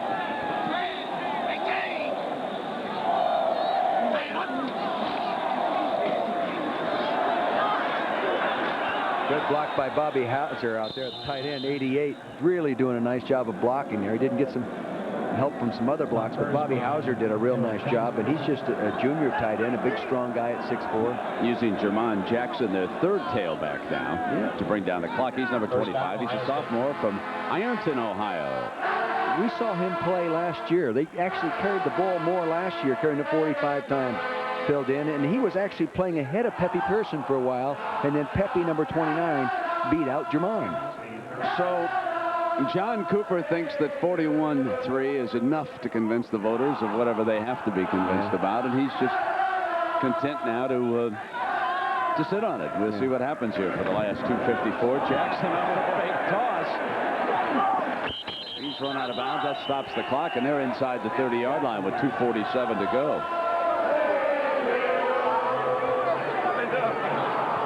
Boy, this game did not go as Cooper thought it was going to go, or as I thought it was going to go, or as Lou Tepper thought it was going to go, or as you thought it was going to go. It absolutely total domination. I did not expect that. I thought it'd be tight. I did the second half. And I thought the defense would play him. I thought they would play him. But you know, Dick, what surprises me is how much more the Buckeyes have improved throughout the course of the season. They were already a good team. And here's Pepe Pearson. And they came in here and played with a little desire today. They had more intensity, and emotionally, Illinois was not really ready to play for one reason, and there's no coach that's immune to having a team do that on them. I mean, everybody that coaches has had that happen. And when you play a great football team and you're not really emotionally intense and ready to play, you're going to get it handed to you like it happened today.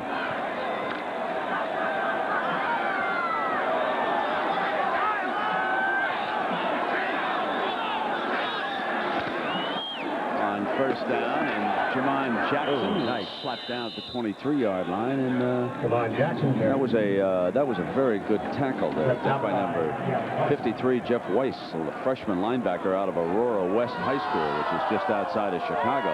That was a nice stop. It was, and he filled properly, came in at the right angle. The other thing he did, he hit him with his pads and wrapped his arm at the same time and kept his feet moving. That's what they were not doing in the first half.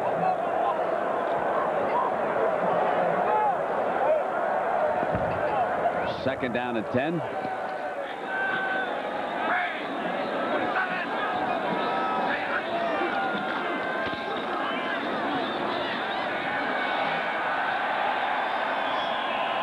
Good run by Jackson. Well, we've got an opportunity as we wrap this one up to thank all the good folks who are behind the scenes here at ABC. The executive producer of ABC Sports, Jack O'Hara. The coordinating producer of ABC's college football, Bob Goodrich. Associate coordinating producer for college football, Jim Russler. And down below with us today, our game capably produced by Mr. Kim Belton. Thank you, Kim, and directed by Bill Webby. Nice job again, Webby. College Football Today produced by Charles Coplin. And College Football Today is directed by Calvin Haywood. Good job back in New York. The technical director back there is Gary Boyarski. And the Buckeyes are at the 5-yard line. Stanley Jackson, backup quarterback, still executing the game plan, sees the one-on-one coverage, he audibles, and I'm sure that Cooper forgot to tell him, hey, if you see those one-on-ones, you just go ahead with the running play, because he just audible to that one. A few more folks down our truck. The technical director, Rich Daly Double Gelber. The associate director, Margaret Schaefer. Production manager, Lindy Ambrosio.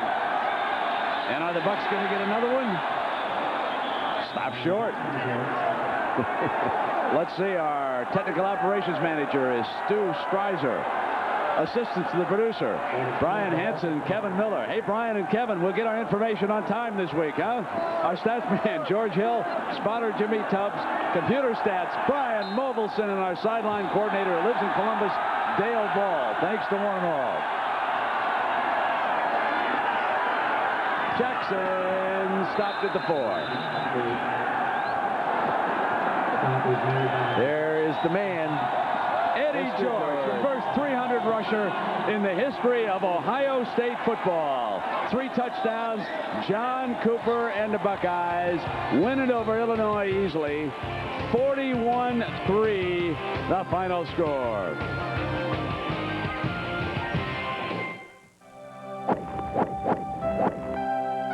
How to achieve success. For me, it's the details. In golf, that means taking it one stroke at a time. And at Jiffy Lube, we do it one car at a time. And we offer the quality of Pennzoil. So even though we've serviced almost 100 million cars, the one that matters most is the one we're working on now. If it doesn't say Jiffy Lube, it just isn't Jiffy Lube. So I go pick up a pizza. Say I'll be right back. Took my new Pontiac Grand Am. Turned a little errand into an opportunity. Maybe take a little side trip. Pizza's still warm. This new twin-cam engine loves being let loose. The way it turns, hang on little mushrooms. It's nice to put your right foot down and mean it. Uh-oh, she sent someone out to look for me. That's the problem with a hot car like the Grand Am. You end up bringing home cold pizza. We are driving excitement, Pontiac. Making ideas a reality. It's how you ended up with your own business in the first place. And it's why Hewlett-Packard has introduced the fast, reliable, affordable HP LaserJet 5L and the colorful HP DeskJet 850 series with a real-life imaging system. Dependable, professional Hewlett-Packard printers. Printers that work almost as hard as you do.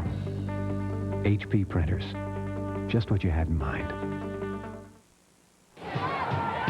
The genuine Chevrolet most valuable players of the game are Antoine Patton from the University of Illinois and Big Eddie George from Ohio State. And it's celebrating its 25th year of sponsorship. Chevrolet will donate $1,000 to each school's general scholarship fund to reward outstanding students for their academic achievements and to assist those in financial need.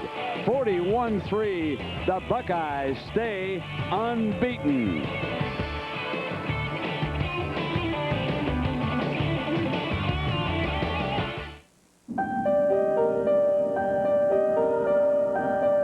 This is a document in the digital office where you capture ideas and share them effortlessly. Whether they're on paper or on your screen, this is the space where Xerox works, giving you a simpler way to do good work.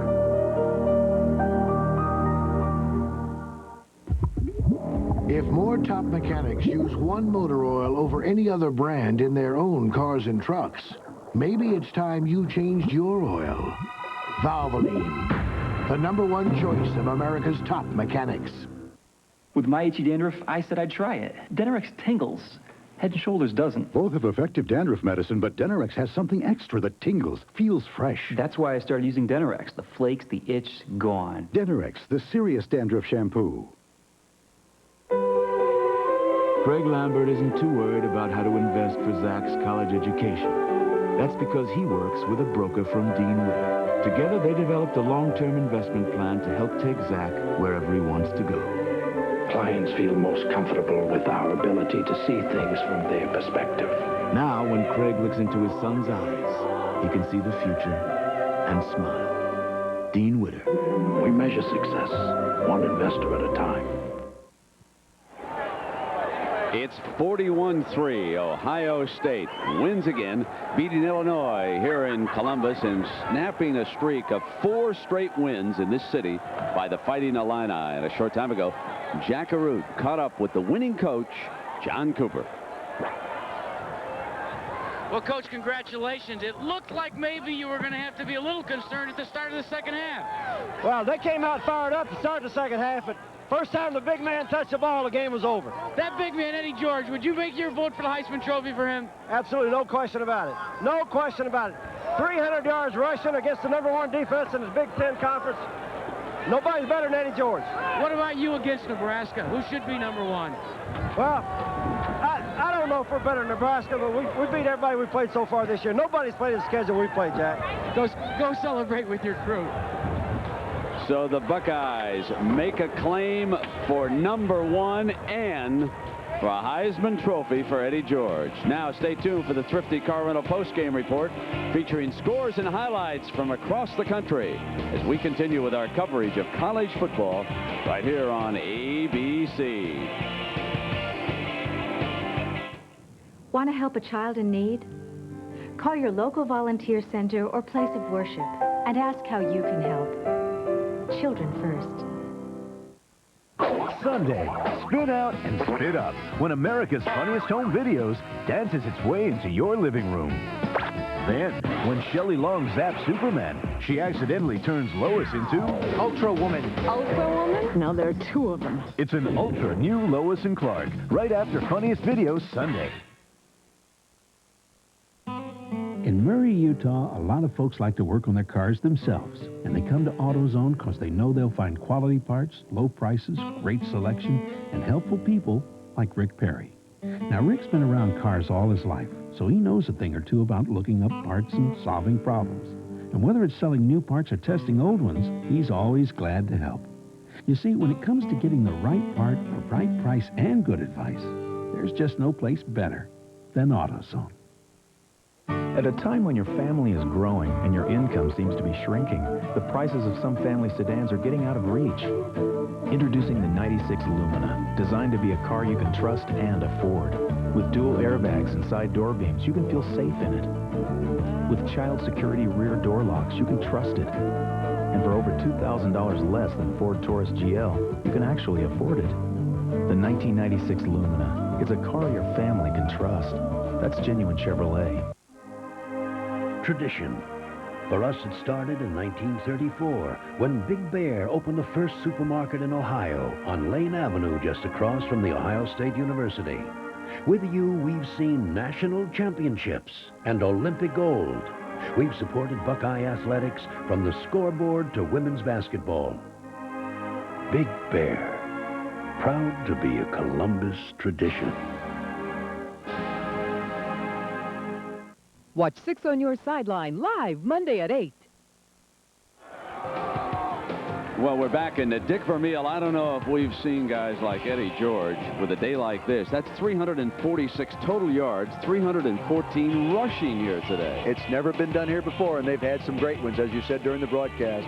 You know, he can do it all now. I mean, he takes a run that isn't blocked real well and runs out of tackles like he does right here. He runs out of the tackle. He's so big and strong. Now he has the burst and the speed to get outside. Of course, he's getting some good blocking. You have to give the offensive line an awful lot of credit, and I'm sure that he will.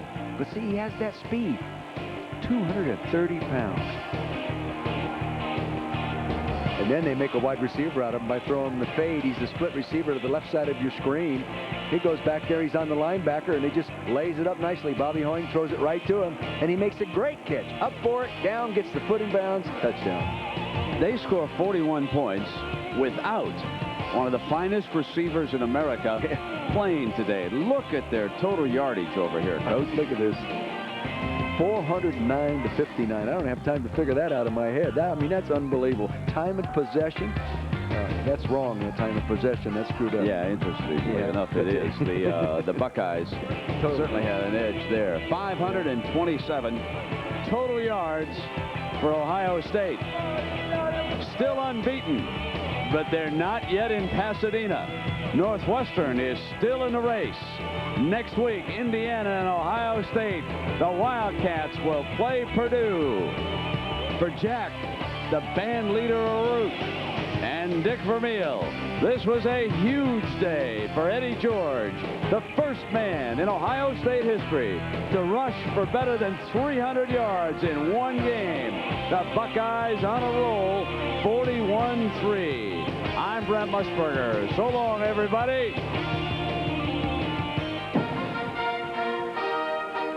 The Thrifty Car Rental Postgame Report, brought to you by Thrifty Car Rental, historically known for low rates. From our New York studios, your host, John Saunders. Today, along with John Spagnola, and both number 1 and number 2 winning 41-3, trying to impress the pollsters. They certainly impressed us. Absolutely, and both Heisman Trophy candidates had great days today, as both coaches, I believe, tried to showcase their Heisman Trophy candidates. Yeah, they really did, and we'll get into that in a moment. But first, let's start with the number 1 team in the nation, Nebraska facing Kansas. Kansas with high hopes of finally pulling off the victory. Tommy Frazier, 2-yard pass to Vershawn Jackson, 42nd of his career for Frazier. That's a record at Nebraska. And Frazier on the ground as well from 5 yards out. Fights off one tackle and takes it in. It was 35-3 at that point. 41-3 is the final as Nebraska gets 35 points off turnovers. Lawrence Phillips had 47 yards. Amon Green had 45 yards. Ohio State ranked number 2, and Eddie George had a day that no Ohio State back has ever had. 65 yards on this touchdown run, and Eddie George was on his way to over 300 yards. Bobby Hoying threw a couple of touchdown passes. We'll get into Eddie George's numbers in a moment, 41-3. So take a look at the guys who we feel are the Heisman Trophy candidates who played today. Keep in mind that Danny Werfel will play tonight. Tommy Frazier, 10 of 15 for 86 yards and a touchdown through the air. 99 yards in the ground. Eddie George, 314 yards. It's never been done in Ohio State history. Not only that, this isn't exactly a patsy defense. The Illinois defense was giving up 2.8 yards a game, and this is against Big Ten teams who like the rush to football. And he, of course, averages 8.7 today as he goes for 314 yards. Quite an accomplishment by Eddie George. Troy Davis, the sophomore at Iowa State, 41 carries for 183 yards as he closes in on 2,000 for the season. Darnell Autry, for the 11th consecutive game, he goes over 100 yards. Autry in action against Iowa today, and Steve Schnurr's pass goes off the hands of Hartle to Tom Knight. Returns it 27 yards down the sidelines for the touchdown. 14-3, Iowa took the lead. Pat Fitzgerald leaves the game with a broken left leg, and he is out for the season. He is the leading tackler in the Big Ten. Matt Sherman hits Derek Price, who fumbles the ball. It's recovered by Ishmaeli, who picks it up and runs it in for the touchdown. Northwestern seals the victory. 31-20 is the final in the game. Pat Fitzgerald, 10 tackles today and 130 on the season. He's out for the season. Well, wasn't Gary Barnett pointing to this game, too, at the beginning of the season? He said, Iowa, we've lost 21 times to, and he pointed to this football game. I mean, they also beat Notre Dame. They beat Michigan along the way, and they beat Penn State. I don't know how you point to Iowa when you beat those kind of teams along the way. It's unbelievable. What a tremendous season for Northwestern. Still unbeaten in the Big Ten. We'll continue with more of the Thrifty Car Rental post-game report in just a moment. Stick around. There's plenty more to come. Car rental was born at the airport, not long after man's first flight arrived. But soon man discovered reasons to rent that had nothing to do with flying. That's when Thrifty Car Rental got rolling right in the neighborhood. such convenience has made Thrifty's historically low rates a way of life, whether or not you happen to be flying. Your neighborhood Thrifty car rental, historically known for low rates. Hey, Remington, shave this. If you can grow it, we can shave it. The newest Remington Triple Foil, the only shaver with 3 micro screens, now has a 50% greater cutting rate with a more powerful motor. And 3 flexible foils for those hard-to-shave places on hard-to-shave faces. So make it this smooth, this comfortable, and this close. The new Remington Triple Foil. If you can grow it, we can shave it. For more than 125 years, we have shared the excitement of those young men as they took the field on Saturday afternoons. College Football USA, committed to improving, preserving, and promoting the great game. For those who play the game, for those who coach the game, for those who support the game. Brought to you by the American Football Coaches Association, the National Association of Collegiate Directors of Athletics, and their proud partners. Welcome back once again to the Thrifty Car Rental post-game report. Let's continue right now with scores and the highlights. Florida State coming off that loss to Virginia and trying to bounce back. And Bobby Bowden doesn't look concerned. Punter Mike Thomas has the punt blocked by Mario Edwards, who recovers it and returns it 9 yards for a touchdown. Florida State on top 7-0. Warwick Dunn came so close to the touchdown that would have beaten Virginia, but he still is a terrific runner. 43 yards on this play to make it 14-0. Warwick Dunn becomes the first back in Florida State history to post back-to-back 1,000-yard seasons. And Warwick Dunn had to beg his head coach to put him into the game last year so that he could get over 1,000 yards. This year, of course, Bobby Bowden giving him the football a lot more. Florida State really still has a chance. If they could knock off Florida, they have a chance to meet Nebraska and go for the national championship. Absolutely. I think Ohio State has to lose a football game along the way, though, for that to happen. Yeah, Ohio State, of course, headed to the Rose Bowl right now, but Northwestern still has a chance to get there as well. Kansas State facing Iowa State. 49-7 is the final in this one. And Troy Davis, we talked about him earlier, 183 yards, breaking the sophomore rushing record for a season held by Lawrence Phillips, 1,722 yards. Colorado shuts out Missouri 21-0. John Hessler had 2 touchdown passes. Purdue against Michigan. Bob Greasy was there to watch the game, watching his son, took the weekend off, but still at a football game, and he walked the defensive battle here. Trevsker intercepted by Charles Woodson. His cleat comes up and cuts Jim Coletto under the eye, the head coach of Purdue. You can see an obvious pain right there. A 3-0 game, and the pain would get worse as he watches his quarterback, Rick Trevsker, get sacked by Clarence Thompson for the safety. And Michigan goes on to the win in the snow. 5-0 is the final. Mike Allstott, the big fullback for Purdue, only 19 yards rushing. It was very slippery on the field. Virginia against Maryland. George Welsh had to keep his team pumped up coming off that win. After a big emotional win against the #1 team in the country, he had to keep his team going. They were down 11-0 early in this football game, but they came back and played very well. Well, Kevin Brooks, you saw with a touchdown run, then Scott Milanovic intercepted by Paul London. London had 2 interceptions.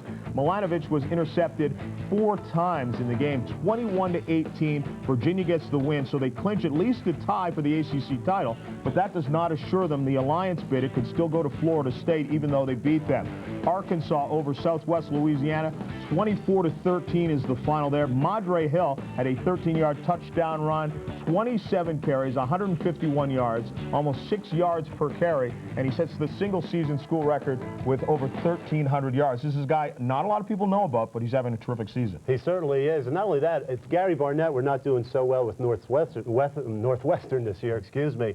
I think Danny Ford is definitely a candidate for Coach of the Year. Arkansas is a team that not a lot of people talked about. They started the season struggling, and then they go on a roll. That's right. And they had a 1-point win against Alabama and a 2-point win against Auburn, and that's how they've been able to lock up the West in the SEC. They're going to the SEC championship game, that one being played down in Atlanta. Let's continue now. Mississippi State against Alabama. The Alabama Crimson Tide, they've been in that championship game the last couple of years. Derek Tate, 4 yards to Eric Moulds. 9-0, Mississippi State takes the lead, but Alabama comes firing back behind Dennis Riddle, 3 yards on this touchdown run. He finished with 2 touchdowns, 181 yards. 14-9, Alabama gets the win, ranked number 16, and for Alabama, You know, the folks down there, unless you win a national championship, it's a disappointing season. But after struggling early, they've really started to roll a bit. That's true. Mississippi State defensively has not played well this year. They've given up an average of 55 points to Auburn, to Tennessee, and another team in the SEC, and they have not played well with South Carolina, as a matter of fact. So I think that's the kind of team Alabama needed to play against today. Yeah, they had the early lead in the game to Mississippi State, and then they end up losing. Stick around. We'll continue with more of the Thrifty Car Rental post-game report in just a moment. Some more scores and highlights ahead when we return. Long ago, man began renting cars only at airports, where Thrifty Car Rental was first discovered. But in the future, man would need wheels for reasons that had nothing to do with flying. Thus, the dawn of neighborhood thrifty locations far and wide, assuring a practical, easy, and affordable way to rent a car, wherever you are and wherever you're going. Your neighborhood Thrifty Car Rental, historically known for low rates. What brand of rotary tool does World Do-It-Yourself champ Larry Snyder endorse? Ryobi. Larry needs all this power. Larry loves all these bits. In Larry's shop, there will be no limits. Why does World Do-It-Yourself champ Larry Snyder carve with Ryobi? To carve like Michelangelo on 100 cups of coffee. He works fast. He plays hard. What Larry sees, Larry carves.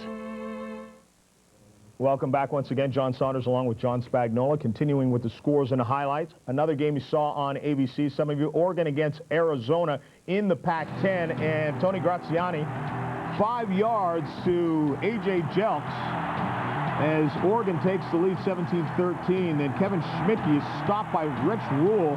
Arizona would have taken the lead, but they are stopped, and 17-13, Oregon gets the win. Graziani with the touchdown pass. Auburn trying to salvage the season and trying to get to a bowl game. Stephen Davis, 9 yards on this touchdown run as he gets hit late, but too late. 20-14, they lead Georgia right now in the third quarter. Very interesting for Terry Bowden. He couldn't lose his first couple of years there. Right now he's fighting to get to a bowl. That's right. He's been taking some pressure, too, which I think is really interesting. I mean, here's a guy who's done so much there at Auburn in the past 2 years.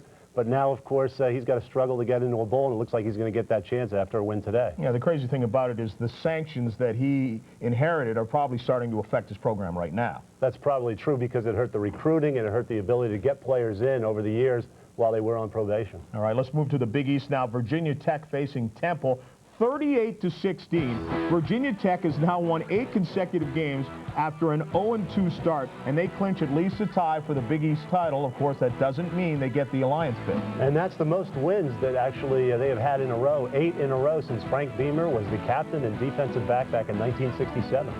Virginia Tech with the victory. Washington against UCLA. Kareem Abdul-Jabbar had to come out of this game with a sprained ankle. Washington goes on to the big victory. 38-14 is the final there. Syracuse blows out Pittsburgh 42-10. For Pitt, 8 consecutive losses after they started the season, 2-0. Donovan McNabb, 12 of 15 for 157 yards and 2 touchdowns. Duke against Clemson. Duke quarterback Spence Fisher picked off by Brian Dawkins. His second of 3 on the day, all in the first quarter. And Clemson had a 7-0 lead. They blow them out. 34-17 is the final. Raymond Priester with a great day. 32 carries, 263 yards and a touchdown. He's the first 1,000-yard rusher for Clemson since Terry Allen back in 1988. Back with more in a moment. Introducing an Alka-Seltzer that goes where no Alka-Seltzer has gone before. New Alka-Seltzer caplets. Now you can get the fast, effective relief you need in an easy-to-swallow caplet. So the next time you get acid indigestion or heartburn with headache, Alka-Seltzer caplets provide a very convenient solution. Anytime, anywhere. New Alka-Seltzer caplets, a great new way to feel better fast. Shake it, no dandruff. You've got Selsun Power. Brush it, no flakes. You've got Selsun Power with Selsun Blue. Doctors recommend it #1 over all leading brands. Dandruff problem? No way. You've got Selsun Power. I wish this could last all night. All night. Duracell. Oh, it can. And tomorrow night, and maybe the next night, and the following day. The copper top. No battery is stronger, longer. the Thrifty Car Rental postgame report. Brought to you by Thrifty Car Rental, historically known for low rates. Welcome back. We're just about done, but before we leave this one, we got to report Oklahoma State knocks off Oklahoma. Howard Schnellenberger loses in the interstate rivalry here. Tony Jones and Terrence Richardson gets it down to the 1-yard line. It sets up Tone Jones, who goes in from the yard out. 12-0. Oklahoma State shuts out Oklahoma. Not only beats them, it's for the first win over them since 1976. That's a big win for Bob Simmons, too, and that's going to help his recruiting within the state of Oklahoma. All right, let's remind everyone we have a couple of things coming up. The Sudafed Skate America tomorrow on ABC, and Monday Night Football, Cleveland against Pittsburgh. We'll see you next Saturday. Good night, everyone. This has been a presentation of ABC Sports, recognized around the world as the leader in sports television.